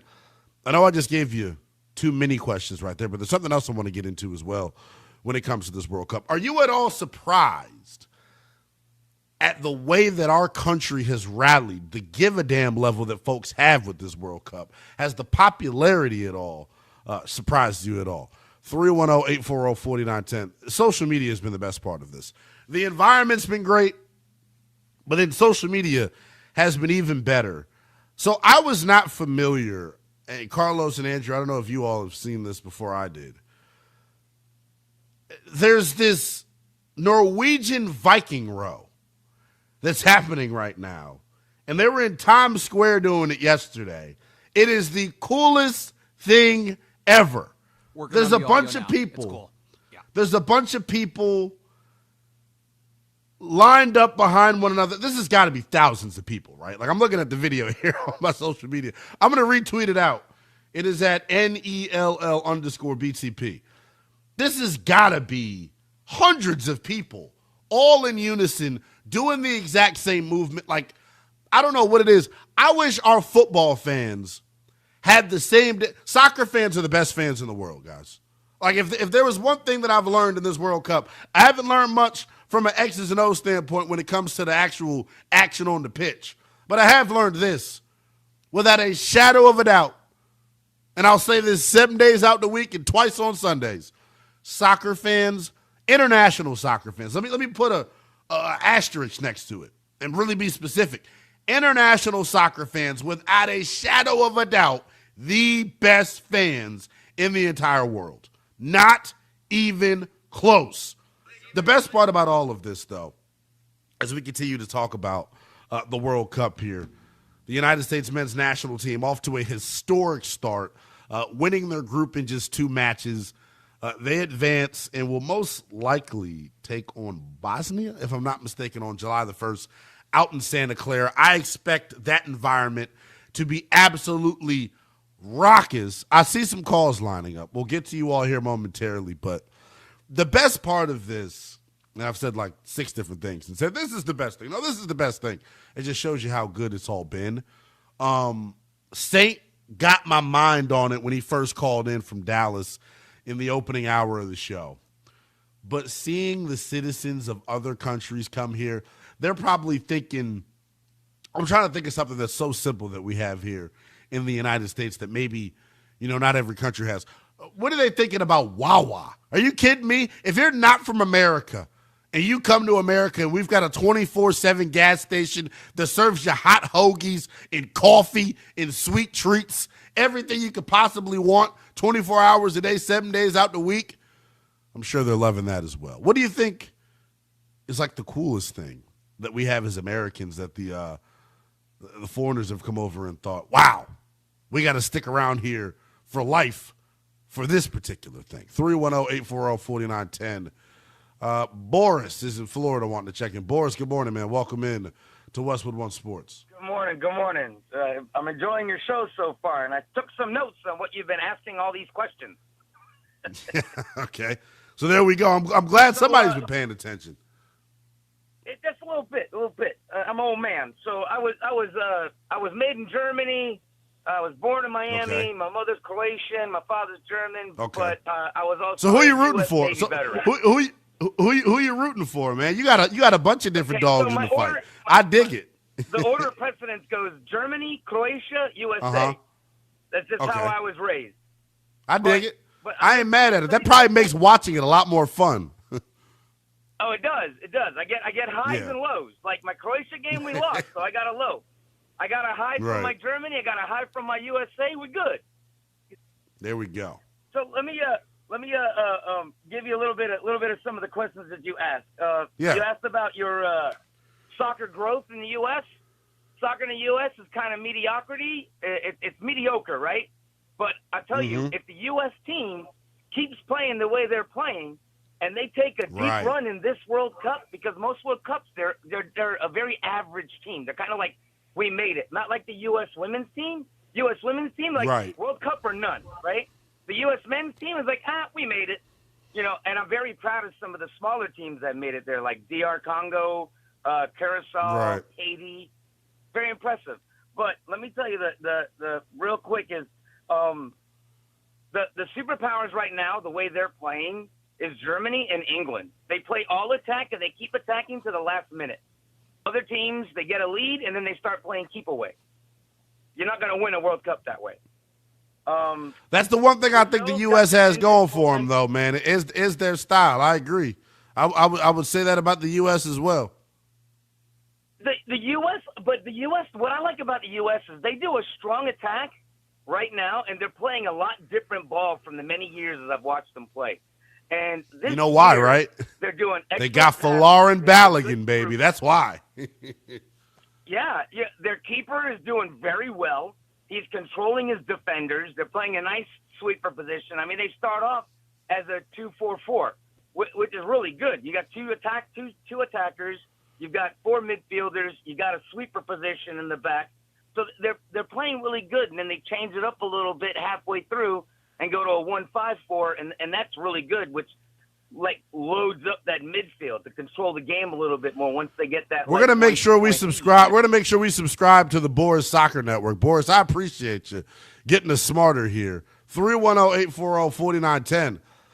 I need him as my damn co-host, man. He's got all the X's and O's analysis. I got nothing when it that comes we to need that. on the World Cup. Although he did shout out the goalkeeper, which is Matt Freese, and if you don't know who Matt Freese is, I do.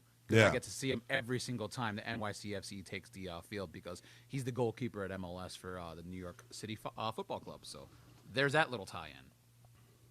So there we go. The soccer itself is great. And at the end of the day, it's one of the more important things because we're all, curious and on the edge of our seats to see whether or not, the United States can take this thing all the way. Their style, though, I do want to go back to some of what Boris was talking about. Their style is amazing. And I said it before we went to break, man. No matter if the United States wins this World Cup or not, the bottom line is a star in the American sports world has been born, right? We have Pat Mahomes and we got, Shea Gilgeous-Alexander and we got Aaron Judge and, name your star across a major pro sport. A star is being born here in the World Cup as well for Team USA.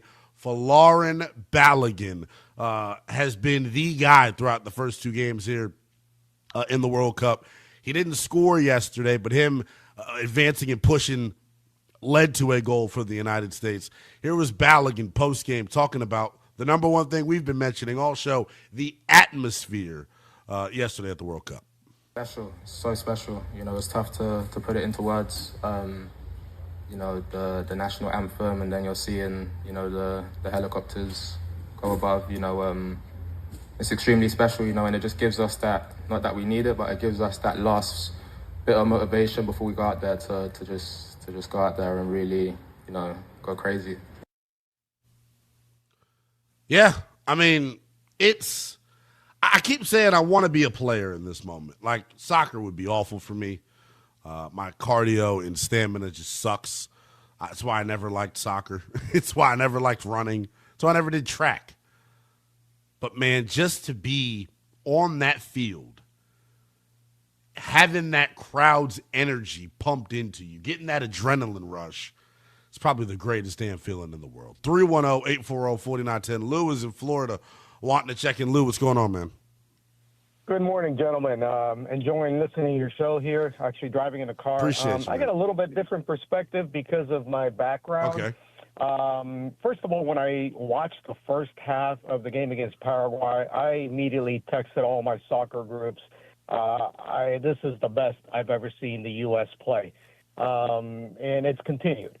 They've been basically, and I've been watching, I'm 64 years old, coached for 30 years. I've been watching them since, I was just a baby.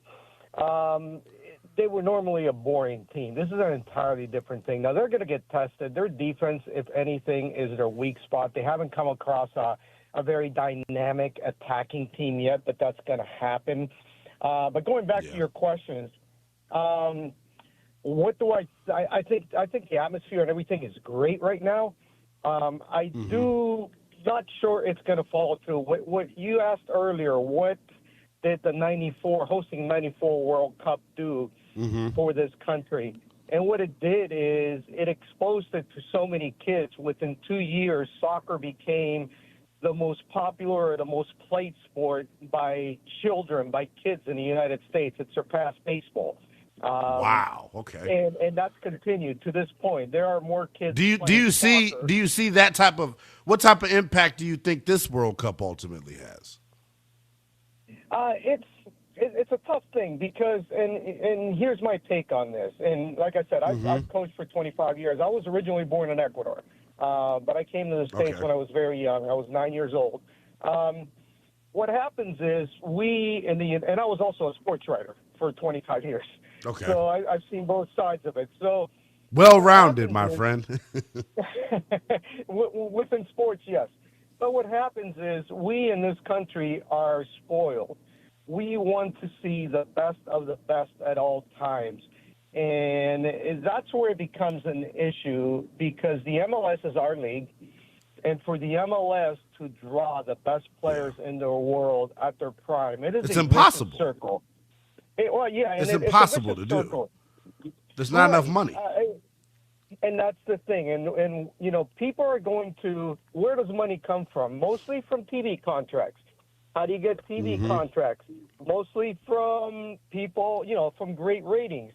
How do you get great ratings? You get great ratings by getting the best players. How do you get the best players? By having TV money. So it's a vicious circle that you can't get around. Yes. I agree. And I'm not sure it's ever going to happen. I hope it does. That would be great to at some point be able to compete with, the Premier League or La Liga or, the Italian Serie A. But, I don't think it's going to happen within my lifetime anyways. But anyways, it's just great. And going back to what Boris was saying before, I don't mean to criticize anybody, but the U.S. hasn't used the sweeper, and most countries haven't used the sweeper in years. It's a flat four with four players basically alternating at that position. But that's fine, no big deal. But I enjoy no big deal at all. You all duking it out with your soccer knowledge here this morning. I appreciate you as always, man. 310-840-4910 is the number. This World Cup has been a revelation here in the United States. Us hosting for the first time since 94 has been awesome. I'll be real, though. My brothers and sisters, my fellow U.S. citizens, y'all have been great. But the best fans of this World Cup clearly have been the Scottish. I'll let you hear from one Scotland resident who wants to call the United States home forever after the World Cup. That's next here on Westwood One Sports. The U.S. men's national team is 2-0 for the first time since 1930. After an historic start, is it too early to dream of America celebrating its 250th birthday with a World Cup trophy? Westwood One Sports.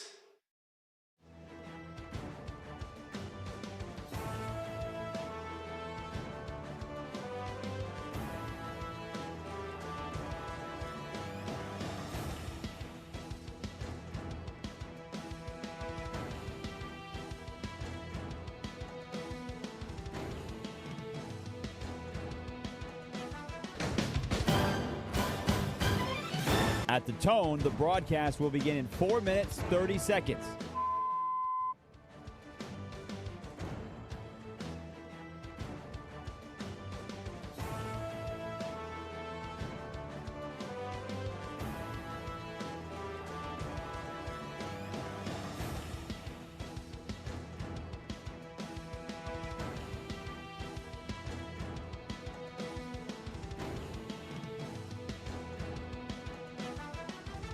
At the tone, the broadcast will begin in 4 minutes.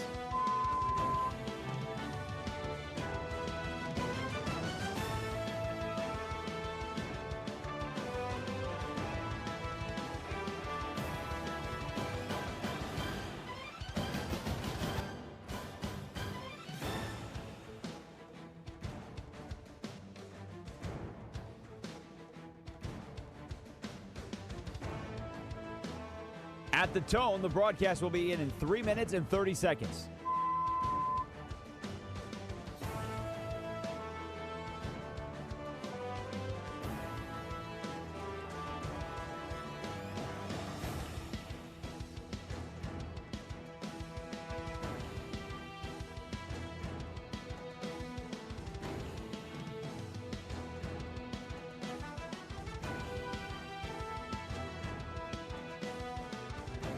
At the tone, the broadcast will begin in 3 minutes.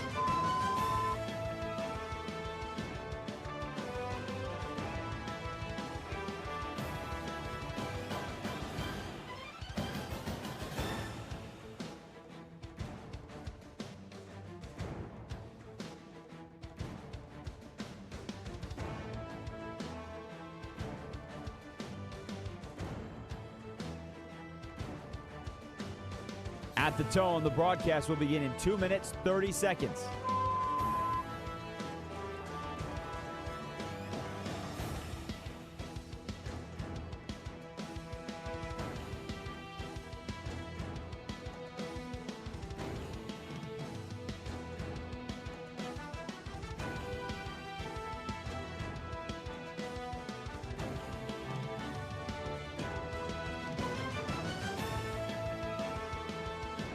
At the tone, the broadcast will begin in 2 minutes.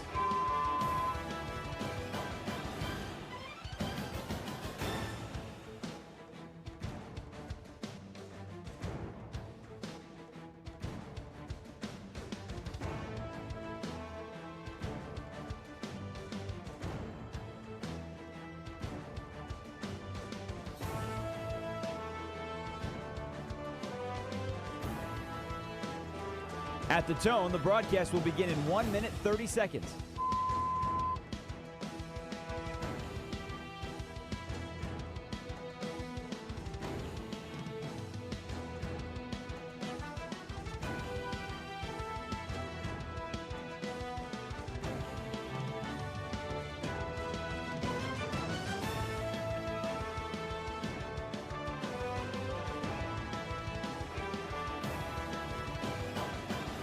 At the tone, the broadcast will begin in 1 minute.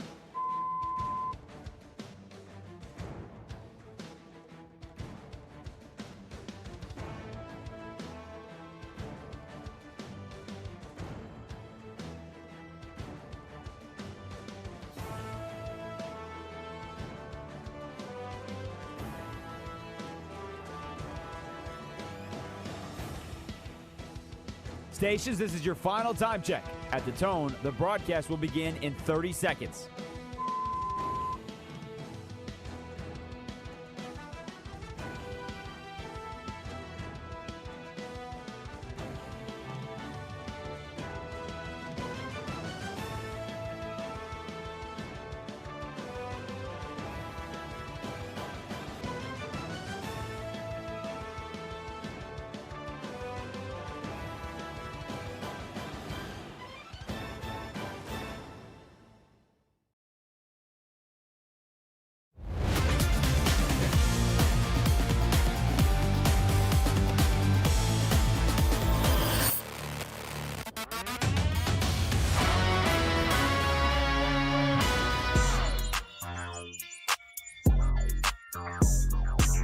Westwood One Sports presents Lynnell Willingham.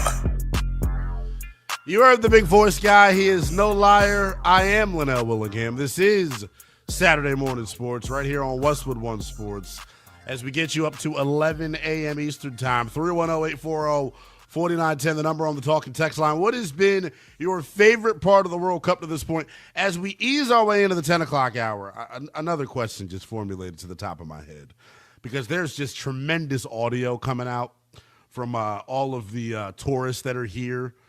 Supporting their respective countries as we're the host country now for the World Cup this year. If, as an American citizen, I want you all to think long and hard about this, by the way. 310-840-4910. As an American citizen, if you were playing a host to a tourist from Bosnia, Ghana, Australia, London, if you were hosting a tourist, what would be the American thing that we have? The American, whether it's a pastime, whether it's a restaurant, whether it's a game, whatever. What would you be most eager to show someone from another country about America?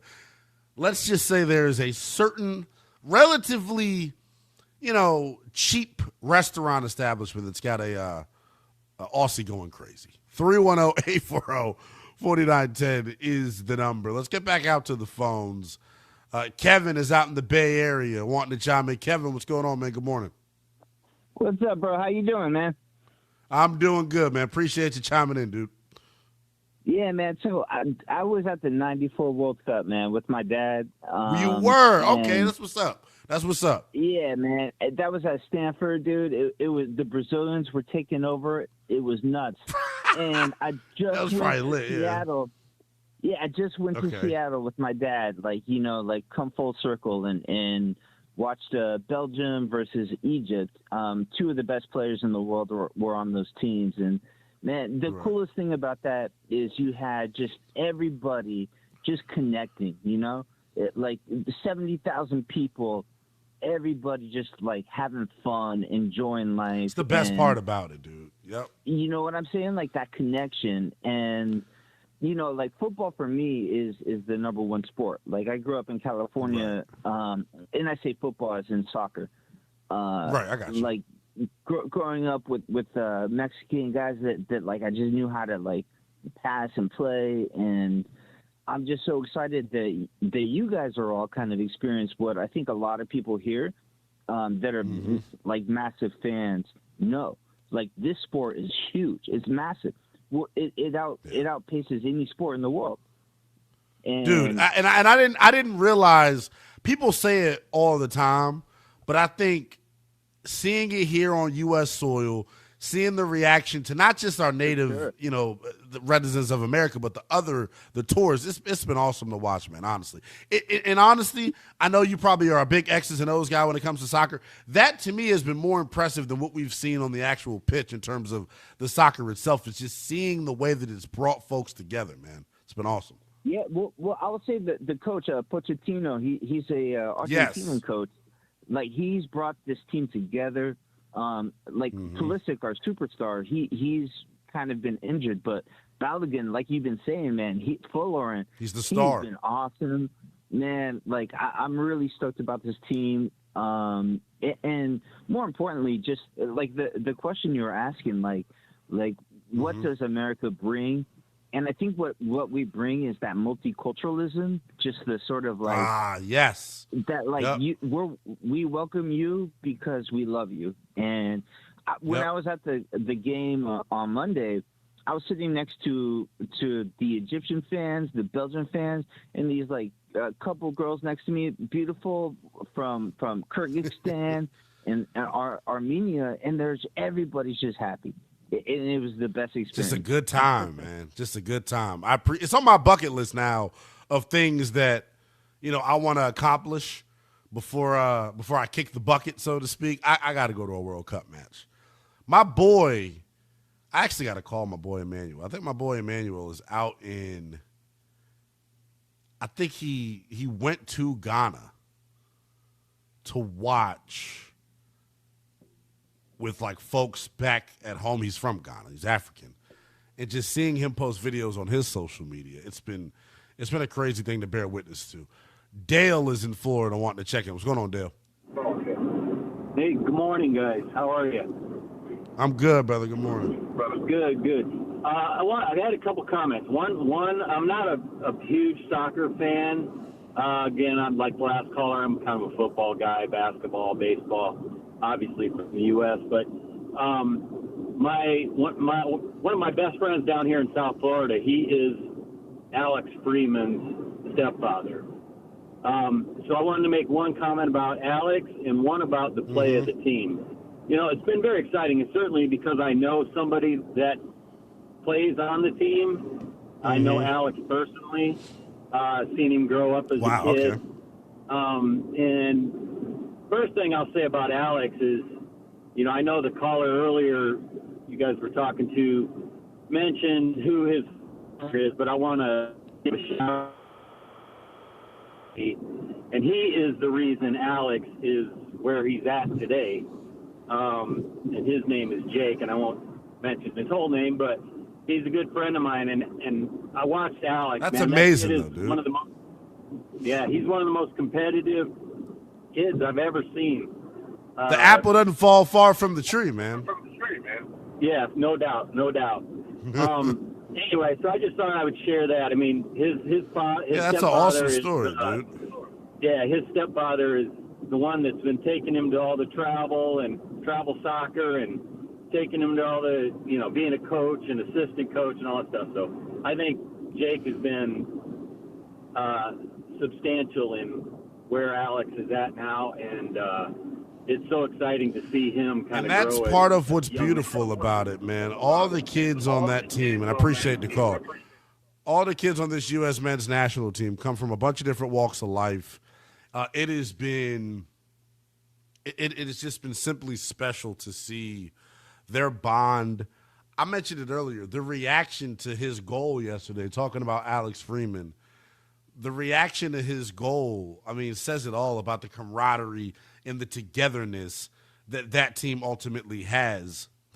The other piece that the last caller brought up, I actually think is fascinating. So those that don't know, Alex Freeman is the son of Packers wide receiver Antonio Freeman. For your father to be a massive super megastar in the NFL the way that he was, and then you go the soccer route, I think it's even more impressive, man. Like that's what sports is about, man. That's what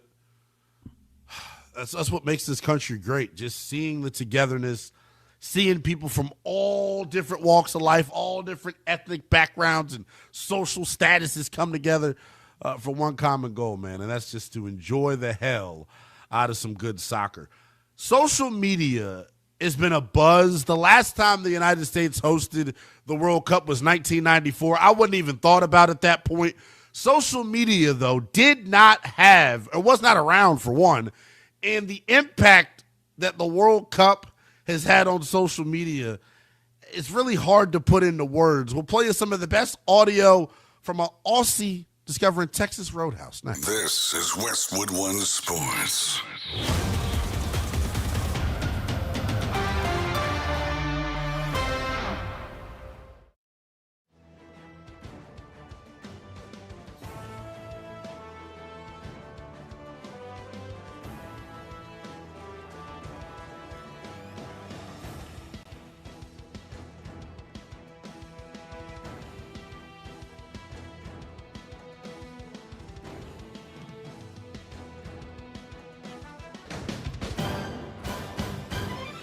At the tone, the broadcast will begin in 4 minutes, 30 seconds.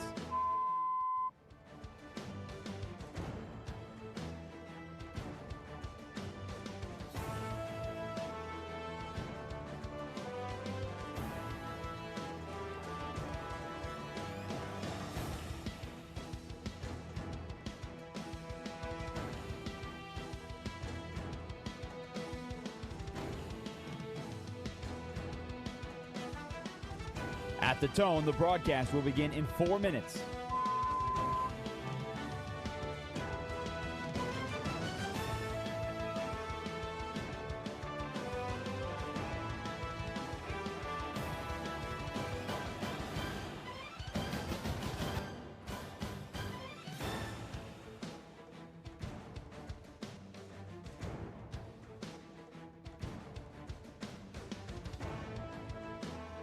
At the tone, the broadcast will begin in 3 minutes and 30 seconds.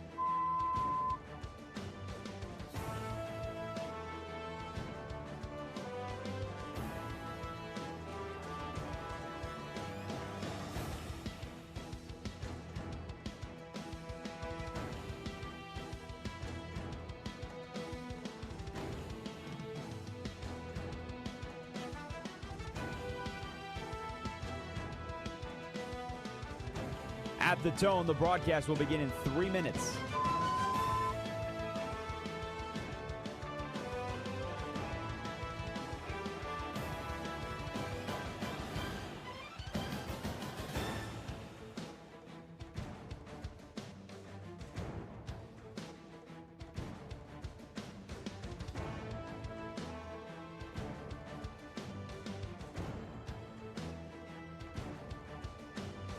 At the tone, the broadcast will begin in 2 minutes, 30 seconds.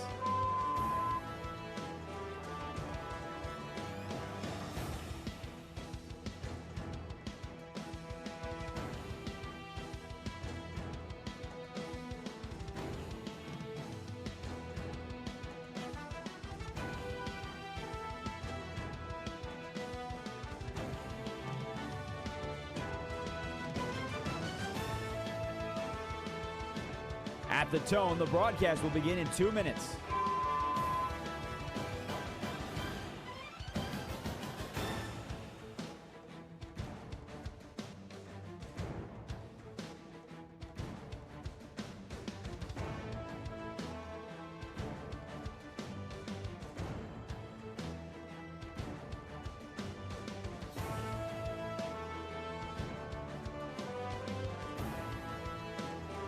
At the tone, the broadcast will begin in 1 minute, 30 seconds.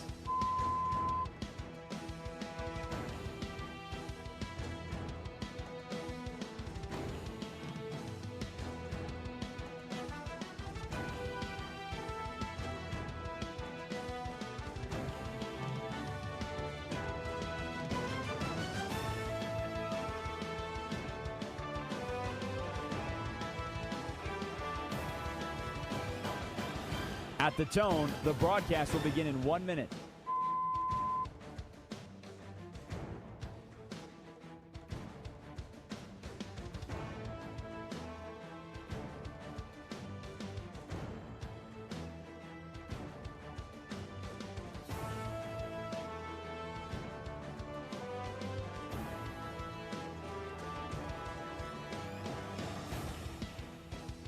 Stations, this is your final time check. At the tone, the broadcast will begin in 30 seconds.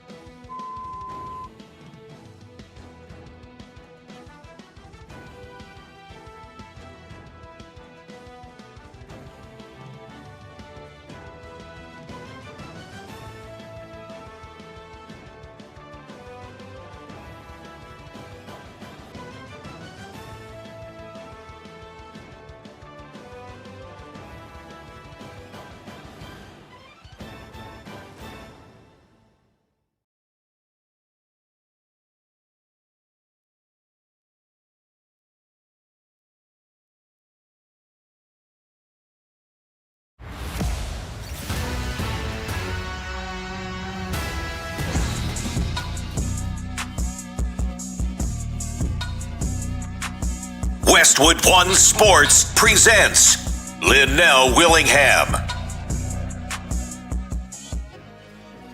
Final hour of power as we continue to roll throughout this Saturday morning with the youngest in charge, Lynnell Willingham, bringing you another installment of Saturday Morning Sports right here on Westwood One Sports. 310-840-4910 is the number to call us on the talk and text line.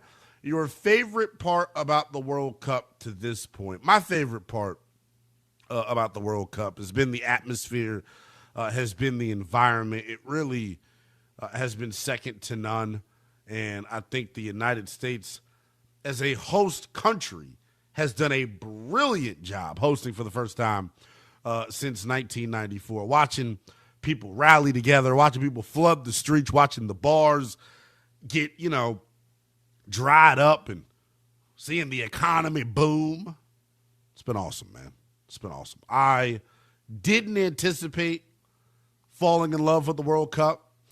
As each passing moment happens, as each passing minute in each match happens, feels like I'm getting more and more in line with the rest of the country. It is, without a shadow of a doubt, though, the biggest story in the country.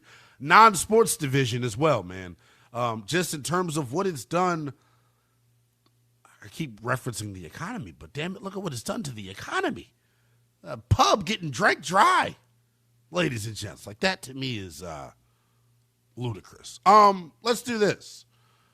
Here on Westwood One Sports and Saturday Morning Sports, Sunday Morning Sports, we make it our business to bring you tremendous audio.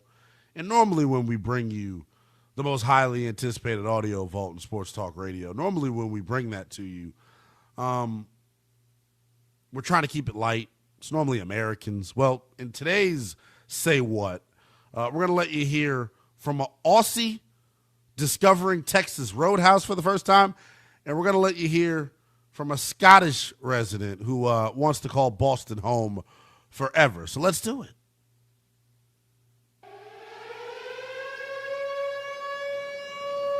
They are who we thought they were. We in here. The biggest names in sports step up to the mic. The guy is drunk. You have got to be smoking. The best audio in the world of sports. As there's a drive in a deep left field by Castellanos, it will be a home run. Come after me. I don't come with the bullshit. It's Say What? With Lynnell Willingham and Carlos with a K.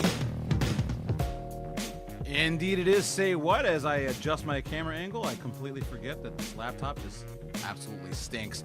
And you've been talking about it all show. It's been the social media and and really the reaction from anybody that's been coming to visit the U.S. and marveling at things that we find completely normal to be the best things for them. And you sent this to me, but I've seen countless different examples of this. But we're going to hear from an Australian man. His name is Buzz Patterson. At least that's what his Twitter handle or whoever, got the video of. But as an Australian man, he came to the States with his son, and he marvels at one particular restaurant chain, which he calls fancy. That's just completely mundane to us. Yeah, I don't normally go to fancy restaurants, but like I'm in America with my son, so I'm like, let's go to Texas Roadhouse. It's unbelievable. First of all, they give you these peanuts. You can eat as many as you want. She's like, yeah, Wait just till he take finds a out about bag. the bread. Then they come out and they put this bread on the table, and I'm like, oh, I didn't order the bread. It's like, oh, that's free. It's like, and she goes, and if you want more bread, we'll just give you more. And this bread it's as nice as bread can possibly be. Nice. Like, if you're an Australian, try and picture the most unbelievable bread, like Subway bread. It's got this fancy butter. Then they give you the Coke. Of course, it's America, so it's unlimited refill.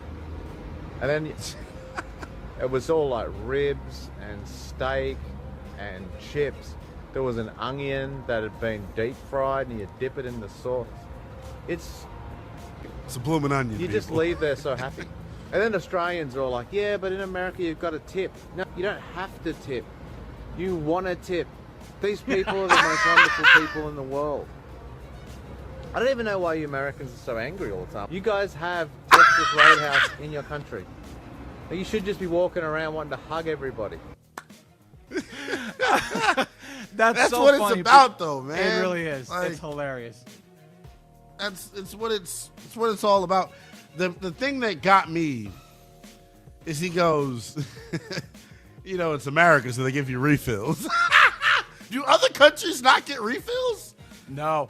So I've never left the country, so I don't know. I've been fortunate to leave the country a couple of times, mainly Europe, but I've gone to Europe, Central America, South America, and yeah, man, a lot of the stuff that you hear is true. No refills, that's definitely not a thing. Don't drink the water, that's totally a thing. You can't flush in some of these places, like the infrastructure just can't handle it. Like when I went to Greece, they're like, throw everything in this pail right here. Do not dare flush that toilet. That's actually crazy. It's very strange. I don't want to say strange, but it is what it is over there, and we got it so different over here. To hear him refer to Texas Roadhouse is fancy. You knew that video was going to be fire when he started with that. I was about to say, Texas Roadhouse, one of the worst restaurants. I'm kidding. We love you, Texas Roadhouse. I'll say this, though. The bread is fire. I will say the bread at Texas Roadhouse with the cinnamon butter glaze. Yeah, I was going to say that it's like a raisin butter kind of thing, right? It's like a purple butter. It's amazing, bro. I love everything about it. Texas Roadhouse is damn good. I just wasn't aware. The other part was this. In America, you don't have to tip. You want to tip because they're so amazing. He sneaks in a couple of jabs. Other thing, I don't know how these Americans are so angry all the time. They're just walking around wanting to hug people because of what you have in Texas Roadhouse. Tipping culture in the United States, though, is kind of crazy. It's awful. Here's my thing. If I'm at a restaurant that requires the waiter to do absolutely nothing, I feel like the tip should be representative of that. Agreed. That's just me. I don't even know why you That's Americans just me. are so angry all the time. You guys have Texas Roadhouse in your country. We have no reason to be upset. No, not with Texas Roadhouse, which there's one like 45 minutes from my house. I've gone there once. I was just like, yeah, because who's driving 45 minutes for Texas Roadhouse? For Texas Roadhouse, get out of here. No shot. Although I am a big Outback guy, so you give me some Outback steak. Here's the thing about Outback. The Aussies, which is Australian, it's Australian shrimp on the barbie, but it's so damn expensive. Outback is ridiculously expensive. Yeah, it is overpriced, and the food's not that great. Kookaburra wings, though, they had some great wings at Outback. Oh man, they had some. They had basically the wings that you mentioned, but they had that in shrimp form. It was like a dynamite shrimp. That was phenomenal. Jeez, yeah, listen, I'm aware. I've gone to all the New York thirst traps with the steakhouses and all that stuff. I don't care. I like me some Outback. Tipping culture's out of control. Ad culture's out of control as well, except for Progressive Insurance, which we are sponsored by. Save on commercial auto insurance from Progressive. Get a fast quote at progressivecommercial.com. Let's pay some bills while we're doing this. Let's move on and say what here. You sent this earlier to me as well. I didn't know this was happening in Times Square, which is less than half an hour from where I live. But a bunch of Norwegian fans got together. And I guess Norway has some of the best chants because even Minnesota Vikings fans, they do the skull, like skull, skull, with the overhand clap, and that's awesome as hell. Iceland's got some good chants as well. But so there's Norwegian fans. They all gather together in Times Square, and they do what's the row, and it's exactly what it sounds like and what you think in your head, in your mind. A bunch of guys, row, row, row. Well, here is Times Square being taken over by Norway.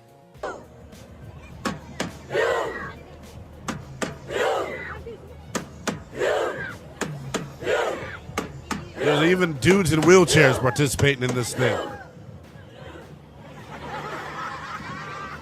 And they just share a laugh after like it's nothing. What I want us to work on, we got to get our own chant. We got to get our own thing that we do. Maybe we should do the skull chant. Would that like be us stealing if we did the skull chant? I can't be walking around as a Giants fan doing the skull chant. The chant is badass, but I can't be doing it. Next thing you know, we're gonna make Prince, the official theme song of the U.S. National team as well. Like, leave Minnesota alone; they got their own thing. Let's go to this video. I got it from Barstool/U. But Scottish man. Because again, all these social videos, they're probably the best thing about the World Cup, although the action hasn't been too shabby as well. A Scotland man in Boston, he's like, nah, I ain't going home. After the game, we went back to Boston, got in a cab, went to the airport to go home, and I thought, I'm not going home. I'm staying.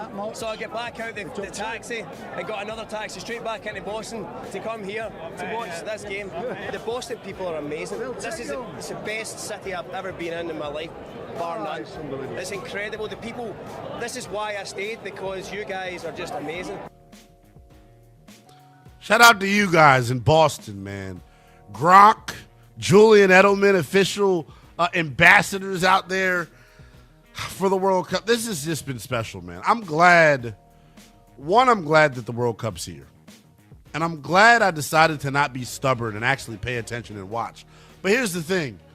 If you're trying to not pay attention, if you're trying to say, oh, I don't like soccer, so I'm not going to pay attention to the World Cup. I understand you. I empathize with you. I'm not a soccer fan either. The soccer is not what I'm here for when it comes to the World Cup. I'm here for all of the different viral moments, man. Me too. I'm telling you, before I kick the bucket, before I, get called by the good Lord, I gotta get me to a World Cup game. I'll be honest. If it's in the U.S. and it's meaningful, hell, maybe even outside the U.S. it hits the same. I'd rather go to a World Cup game than the Super Bowl.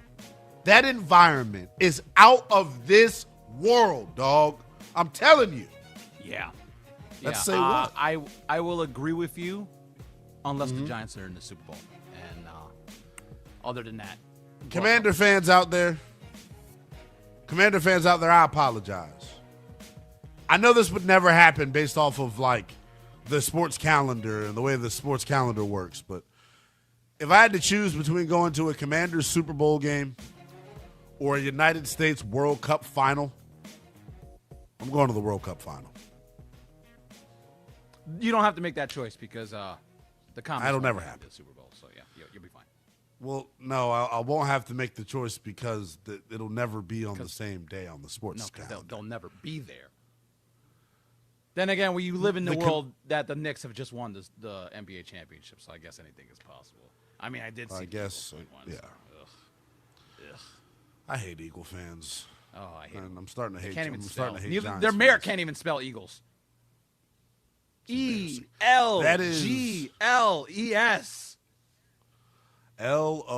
LOSERS. Losers. 310-840-4910 is the number. That is it for Say What, the most highly anticipated audio vault in all of sports talk radio. The World Cup, baby. It has been a treat to witness. It has been special to watch. The atmosphere, though, to me, the soccer has been great, right? The Americans 2-0, they advance past the group stage to the knockout round. They'll play on July the 1st. The underlying story in this World Cup, outside of the atmosphere, outside of the United States being the host country, is the fact that they've gone 2-0 and looked damn good without the clear-cut best player on the team. Christian Pulisic has not played, or did not play, rather, yesterday because of a calf injury. He did not practice at all, and lucky for the United States, clinching the group early, he is going to get an extended rest. That should pay dividends for the United States. But as I mentioned, man, what Team USA is showing is super special. It's not about Christian Pulisic or one individual dude. This United States men's national team and the brand of soccer that they're playing, the catalyst for it to me is their manager, Mauricio Pochettino, man. He has been the guy for Team USA. The style of soccer that they're playing has been awesome. They're attacking, they're scoring. It's been tremendous to watch, man. But like I continue to say, the X's and O's isn't what this is about, man, when it comes to the World Cup. The thing that's been so special is the environment, and watching the guys be able to reflect on that environment has been even better, man. I think as we continue to see more viral videos, as we continue to see social media in a buzz, if you don't get it now, I don't know if you ever will. The United States being the host country for the World Cup may be the best thing that's ever happened to us as a country. The togetherness, all of us rooting for one common thing is unique, it's special, and it's now got me saying probably the number one thing on my bucket list. In terms of sports, I got to get to a World Cup event. Why do I want to get there? So I can be a part of this amazing crowd. We heard the crowd singing Country Roads. What I thought was even cooler was them acknowledging that, hey, I know, Folarin Balogun has been great. I know Alex Freeman has been great. But the manager, Mauricio Pochettino, has been the guy. He's not an American by birth, but he damn sure is American now. The crowd yesterday in Seattle letting the national team manager Feel the love.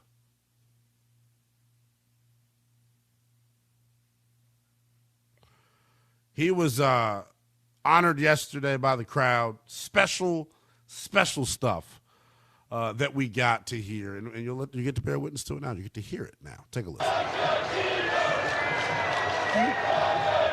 It was a really, really tough game. I seen the several the great the players were amazing.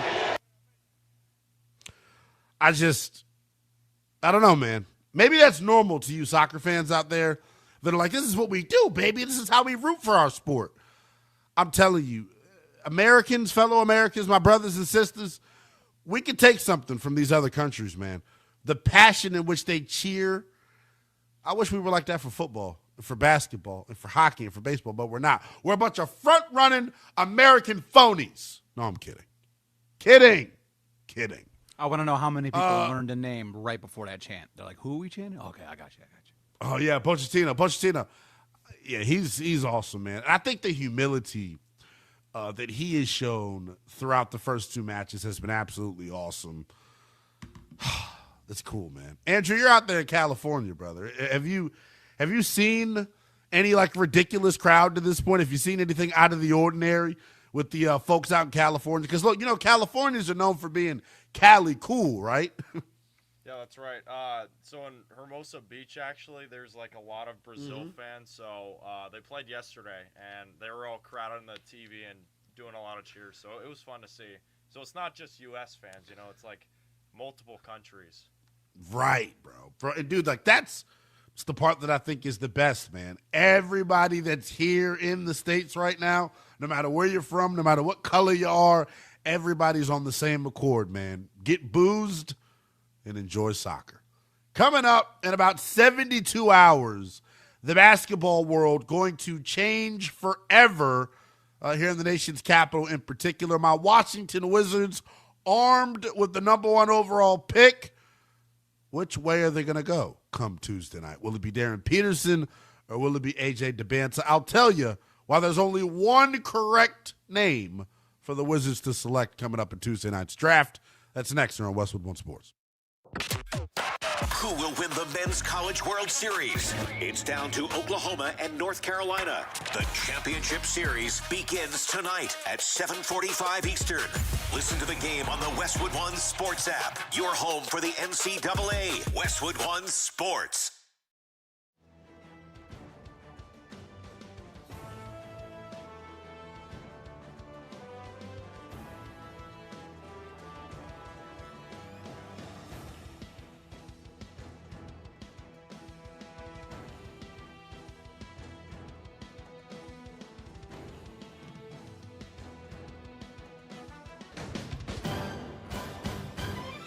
At the tone, the broadcast will begin in 4 minutes, 30 seconds.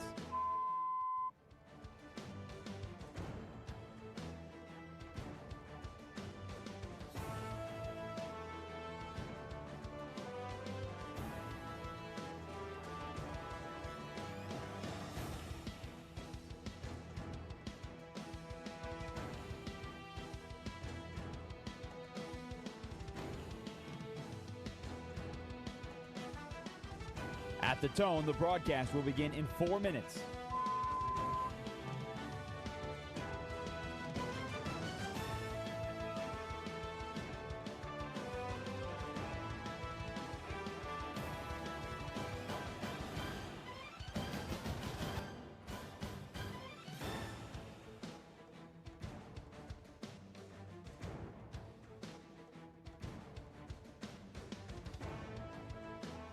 At the tone, the broadcast will be in 3 minutes and 30 seconds.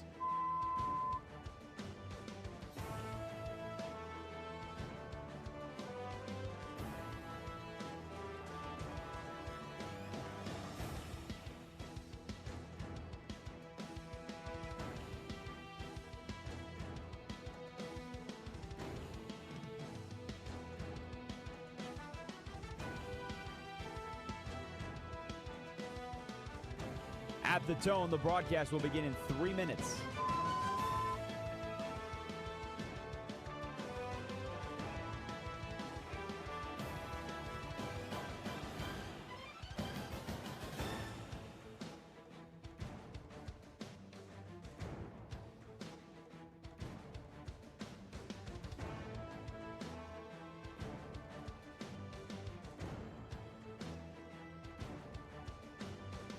At the tone, the broadcast will begin in 2 minutes, 30 seconds.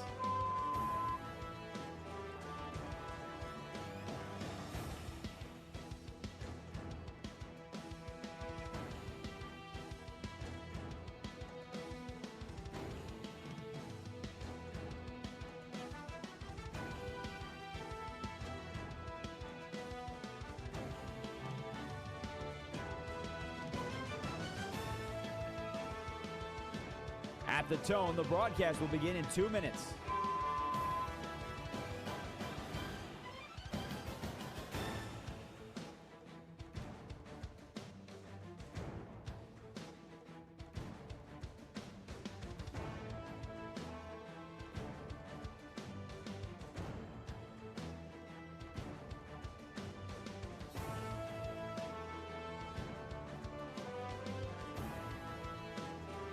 At the tone, the broadcast will begin in 1 minute, 30 seconds.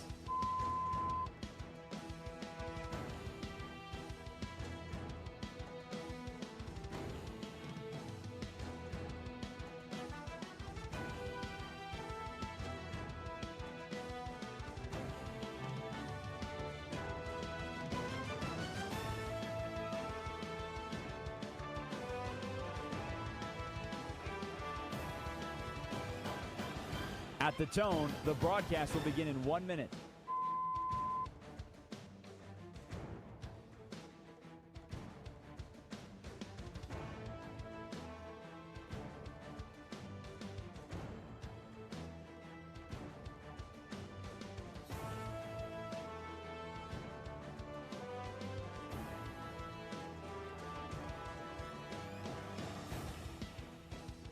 Stations, this is your final time check. At the tone, the broadcast will begin in 30 seconds.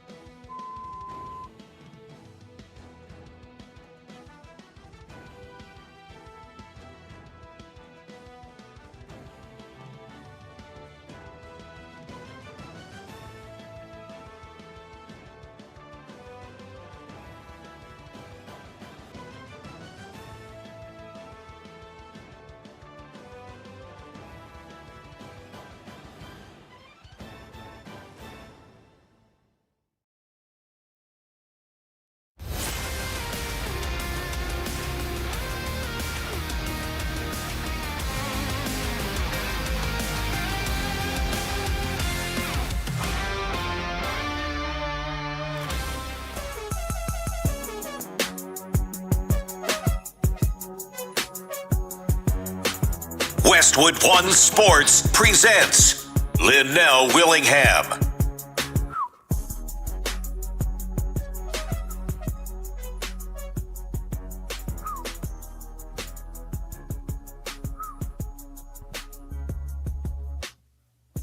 NBA draft coming up Tuesday night from the Barclays in Brooklyn.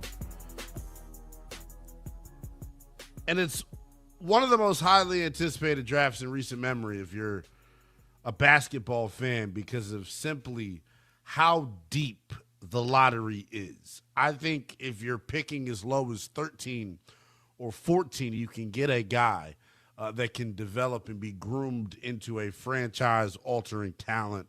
Huge fan of this lottery group, and I think all of the teams that are picking within the lottery, if they do their proper homework, they should walk away with someone that can change the course of their franchise forever.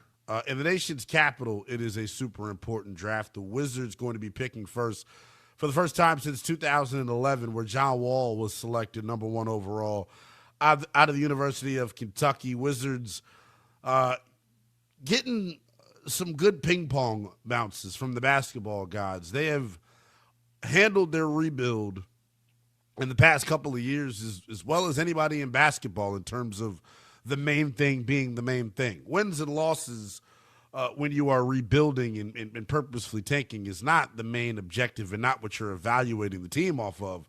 You're evaluating the team off of their growth. And when you look at the individual growth of the youngsters of the Washington Wizards, from Alex Sarr to Keyshawn George to Bilal Coulibaly to Bub Carrington, that development, the front office deserves a whole bunch of credit. The Wiz Vengers, as I like to call them. Mike Winger, the president of Monumental Basketball, Will Dawkins, the GM, and then Travis Schlenk, all are a part of ushering this new era of Wizards basketball in. And I give the Wizards organization a ton of credit, not just because they're my favorite team, but because the way that they started and where they're at currently.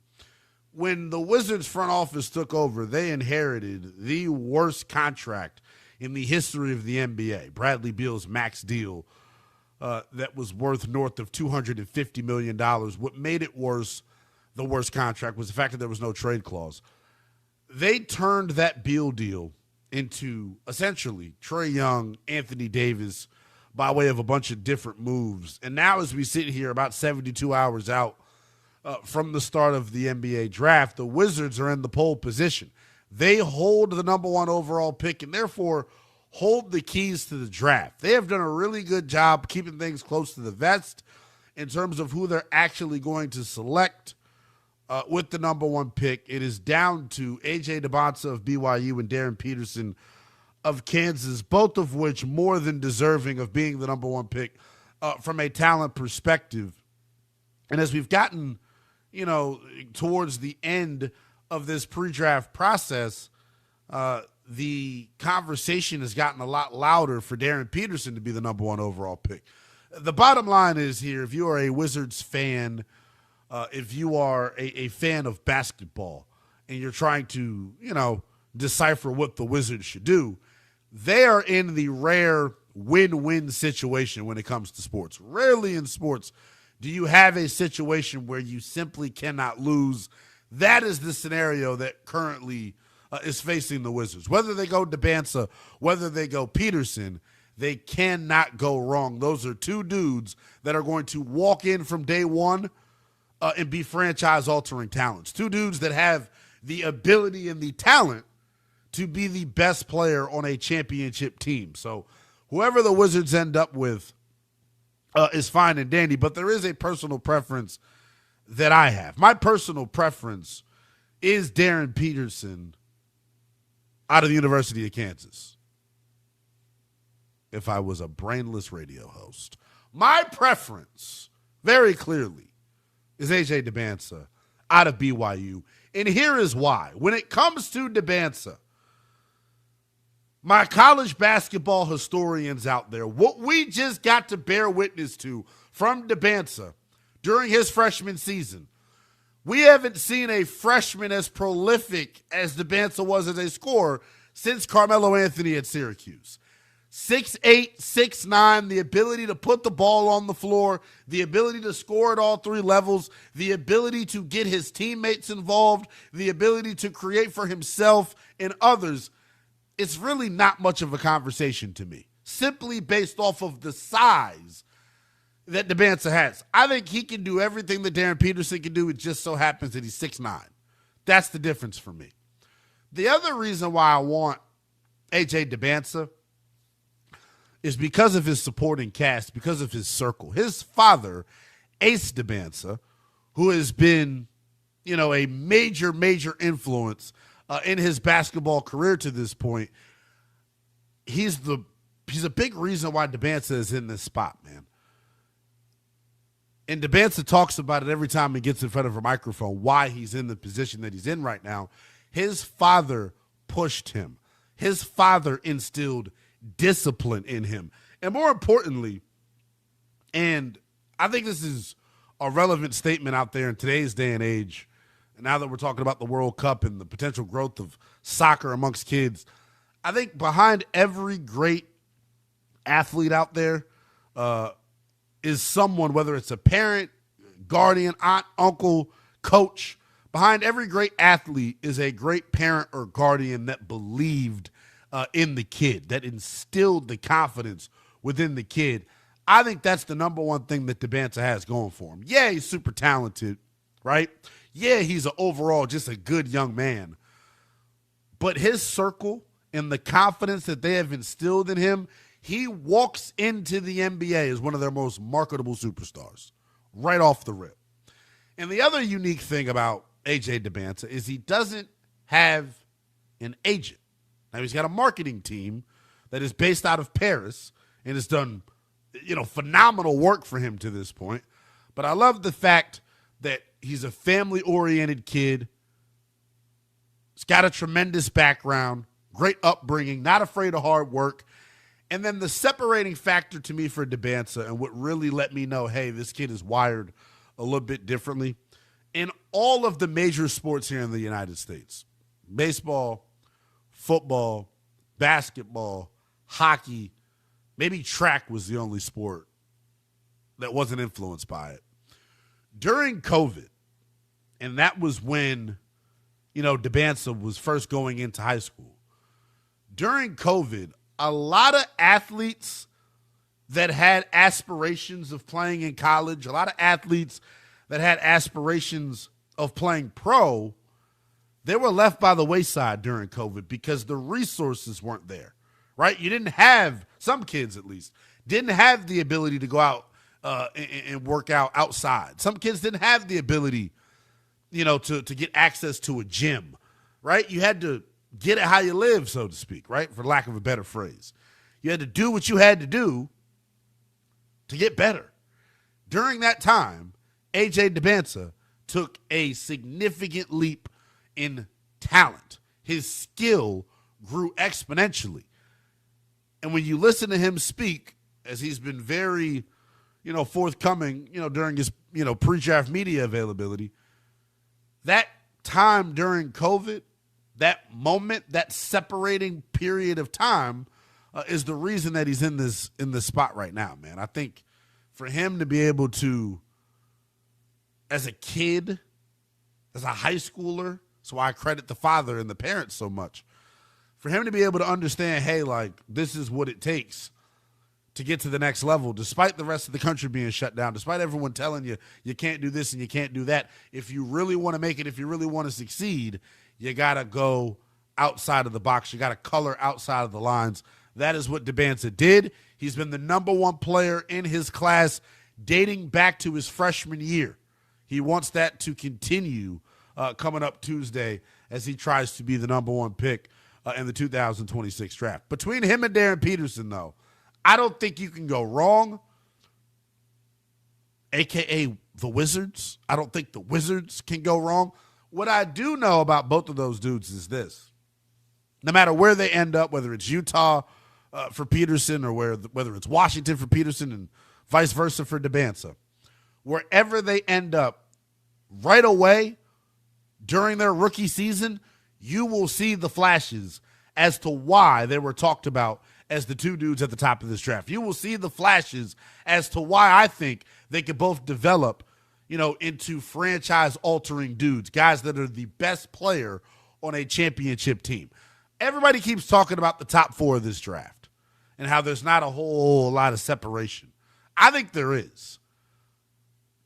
Debanza and Peterson have the goods to be the best player on a championship team. I don't believe Cameron Boozer does.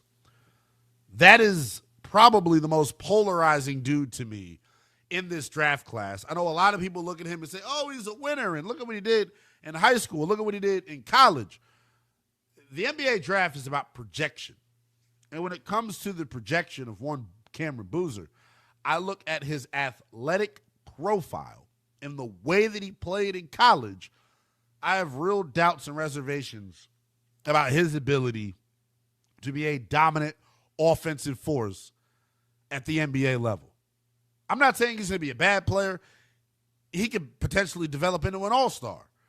I don't think he's got the goods, though, to be the best player on a championship team.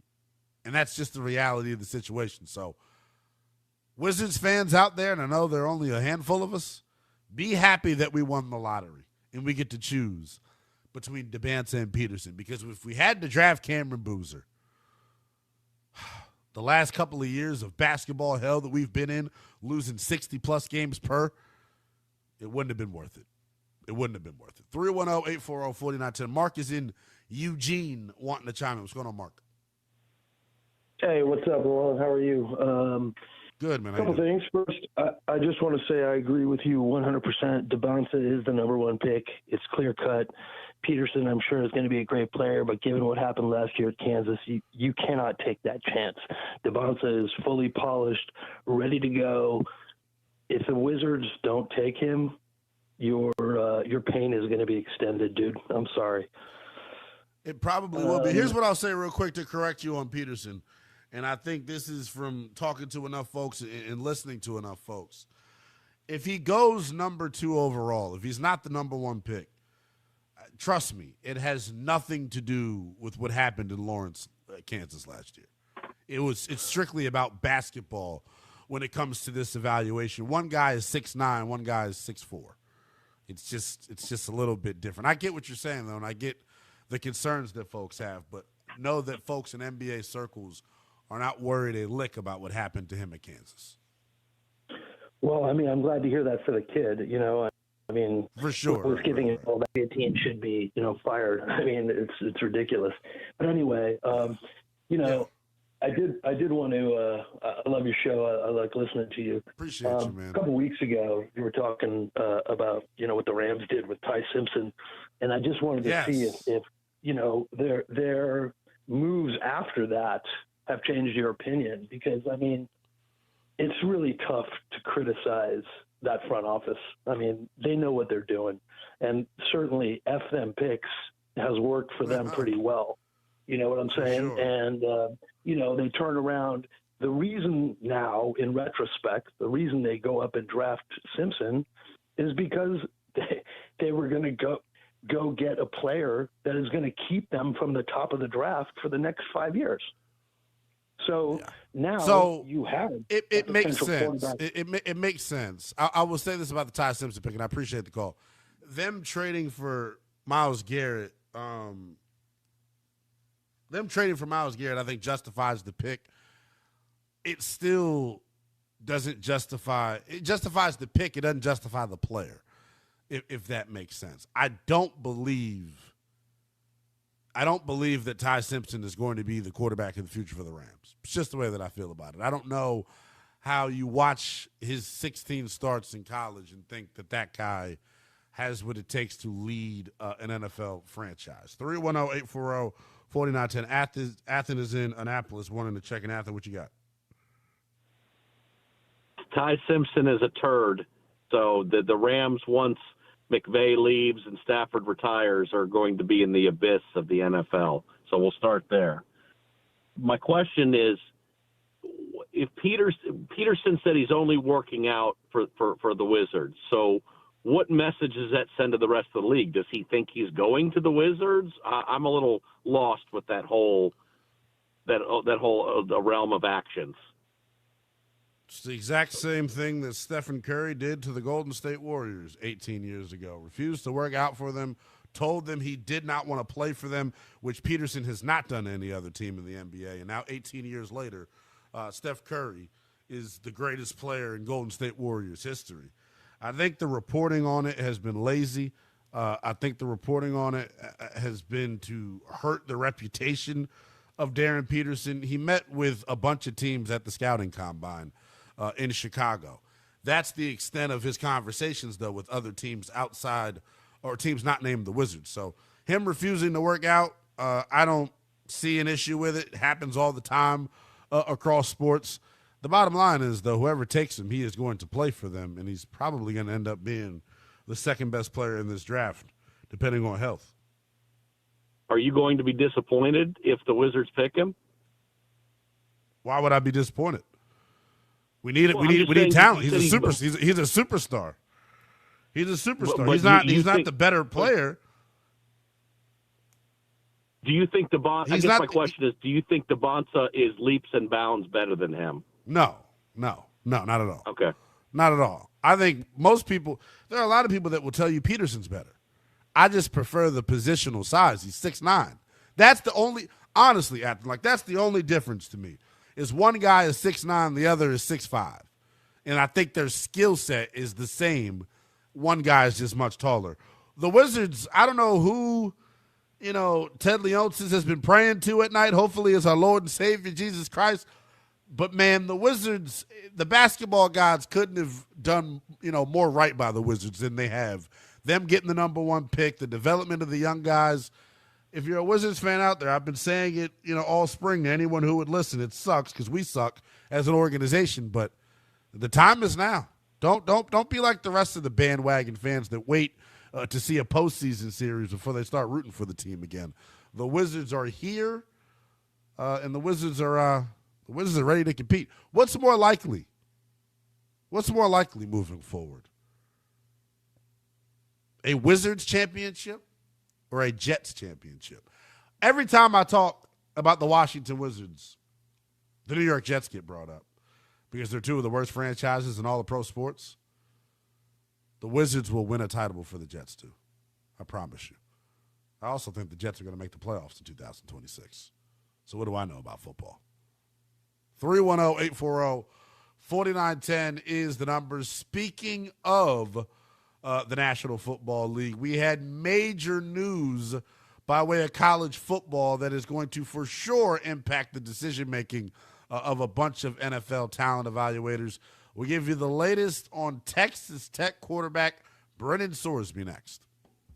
We're a month away from NFL training camps opening. The return of Patrick Mahomes, QB battles in Cleveland, Minnesota, and Atlanta. Myles Garrett joining Matthew Stafford in L.A. Get ready for football season with Westwood One Sports.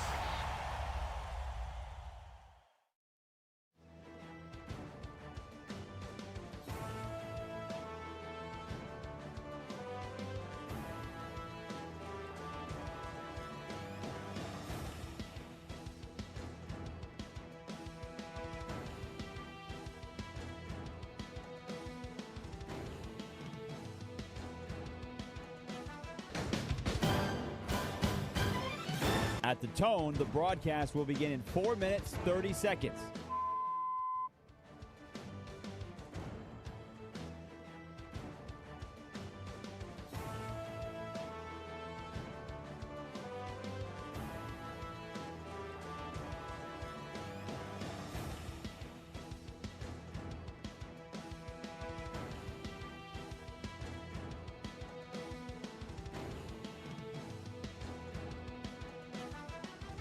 At the tone, the broadcast will begin in 4 minutes.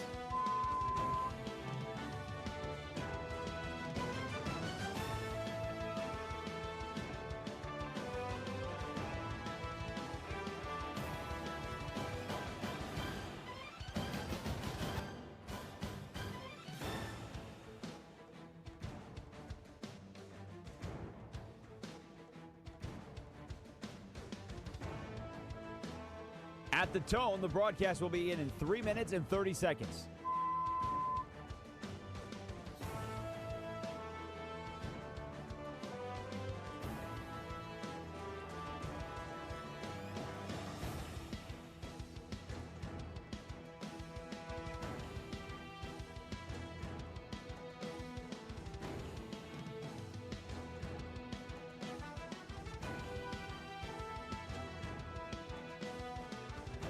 At the tone, the broadcast will begin in 3 minutes.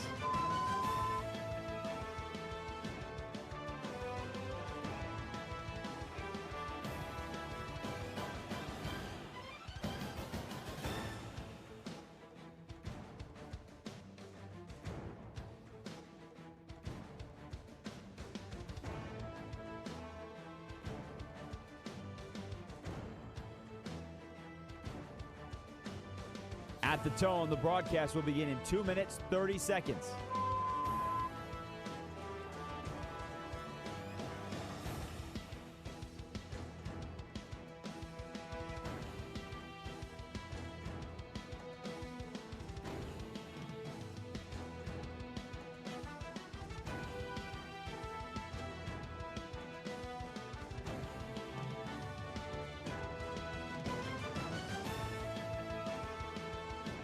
At the tone, the broadcast will begin in 2 minutes.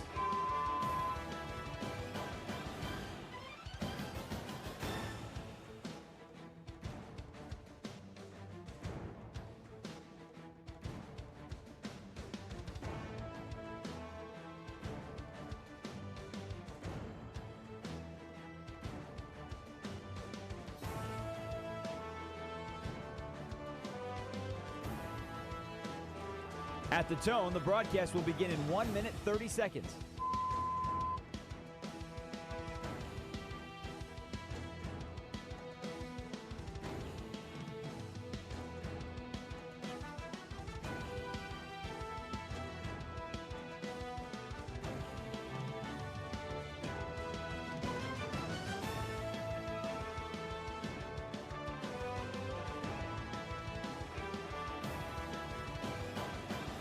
At the tone, the broadcast will begin in 1 minute.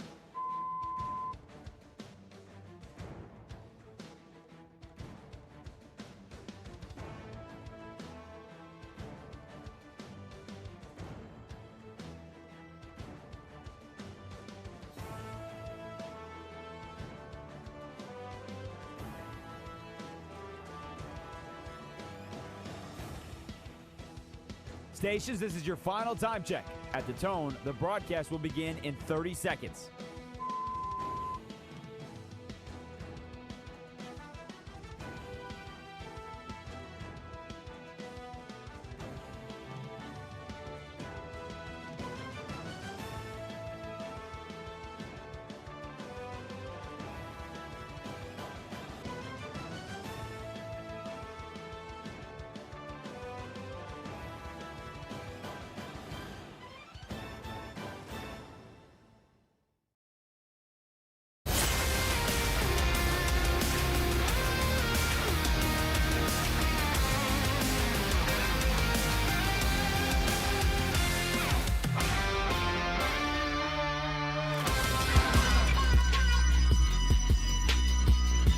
Westwood One Sports presents Lynnell Willingham. You heard the big voice guy. He is no lie. This is Lynnell Willingham. Rocking out with you for one final segment here on Saturday Morning Sports with the youngest in charge as we take you coast to coast. The lead story here this morning, for obvious reasons, has been the United States starting off 2-0 in the World Cup for the first time since 1930. They advance past the group stage after just 2 matches. They will play again coming up on July the 1st. The impressive part, they did it all without the clear-cut best player on the United States men's team, Christian Pulisic. The number one story in sports, though, during the week, to me at least, was Brennan Sorsby in Texas Tech deciding to wave the white flag. He is going to declare for the supplemental draft coming up at the end of July. He's got a pro day slated for a couple of weeks from now, and I thought it was a major win for college athletics in the short term, because that Sorsby situation, if he would have continued to fight it out through the courts, it had the potential to be a death blow for college athletics, man. The inmates clearly running the asylum. It still, to me, though, doesn't solve the bigger issue that currently faces college football. It's very clear and obvious, right? Like, they need a CBA, they need a commissioner, and they need to collectively bargain, man. The idea of us looking at college athletics as some amateur thing, especially college football, college basketball, is behind us, man. Let's stop faking the funk and act like a real professional sports league and allow, the NCAA to come up with a set of rules that they are able to enforce. That's the part of this that was all ridiculous to me, is the court system essentially stripping away the NCAA's ability to govern and police their own sports league. So that's the big news. We'll see if Brennan Sorsby ultimately gets selected coming up in the supplemental draft, and what type of draft capital is used to acquire his talents. We'll get hot and heavy into the NBA tomorrow on Sunday Morning Sports with the youngest in charge, as we talk about the biggest news from the week in the NBA and take a look ahead at Tuesday's NBA draft. We'll get into the Giannis sweepstakes, and I'll tell you which NBA team has to press the reset button after falling short in the NBA second season. Right now, though, back to the best audio in the world of sports, man, because I just continue to be impressed by the atmosphere that's been created out at the World Cup. That's probably been the best part of all of this. The winning is great, obviously. Clearly that takes the cake and trumps everything else, but the environment, the atmosphere, absolutely electric. Take a listen to the Seattle crowd after Alex Freeman making his World Cup debut, putting the ball in between the pipes. There was a little bit of controversy, but eventually the goal ruled good.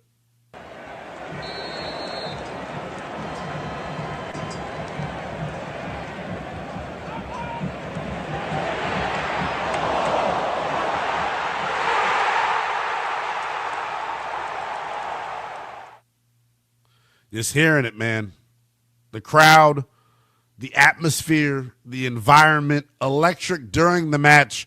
It was electric before the match as well. The pregame coverage, phenomenal. And the United States faithful, our soccer fans here in this country showing, hey, we got our own culture. We got our own spirit. We don't need to jack anyone else's swag because we've got our own.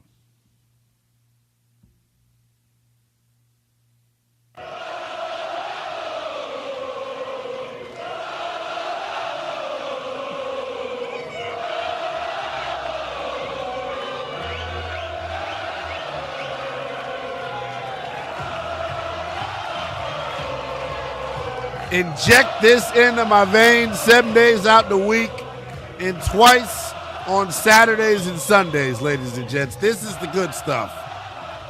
The folks showing up, showing out all across the country in all 11 host cities, making soccer relevant again here in the United States, baby. What a time it was. And look, each of the past 2 weekends, a star has been born. Last weekend, Folarin Balogun scoring twice for the first time since 1930. Yesterday, we saw Alex Freeman score. But the real star to me of the United States men's national team is their manager, Mauricio Pochettino. The crowd in Seattle letting him feel the love, man. I loved this. It was a really, really tough game. I seen the several the great the players were amazing.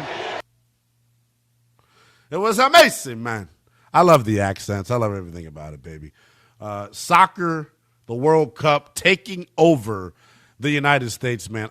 Once again, I do want to give you all a standing ovation talking about our American citizens out there. Fingers crossed and, pray up to the good Lord that we continue our good behavior. Haven't seen any acts of violence. Haven't seen anyone getting run over. Haven't seen a bunch of brawls. We got to tell the New Yorkers how to act, man. If we can act good in all the other host cities, New York's got to act well after a finals victory. That's going to do it, though, for Saturday Morning Sports with the youngest in charge, Lynnell Willingham. I'm back with you tomorrow morning, same place, same time. We'll get hot and heavy into the Giannis Antetokounmpo sweepstakes, plus take a look at the NBA draft. Thank you to your calls. Thank you to Andrew behind the glass. Thank you to our guy Carlos with a K. Back with you tomorrow right here on Westwood One Sports. This is Westwood One Sports.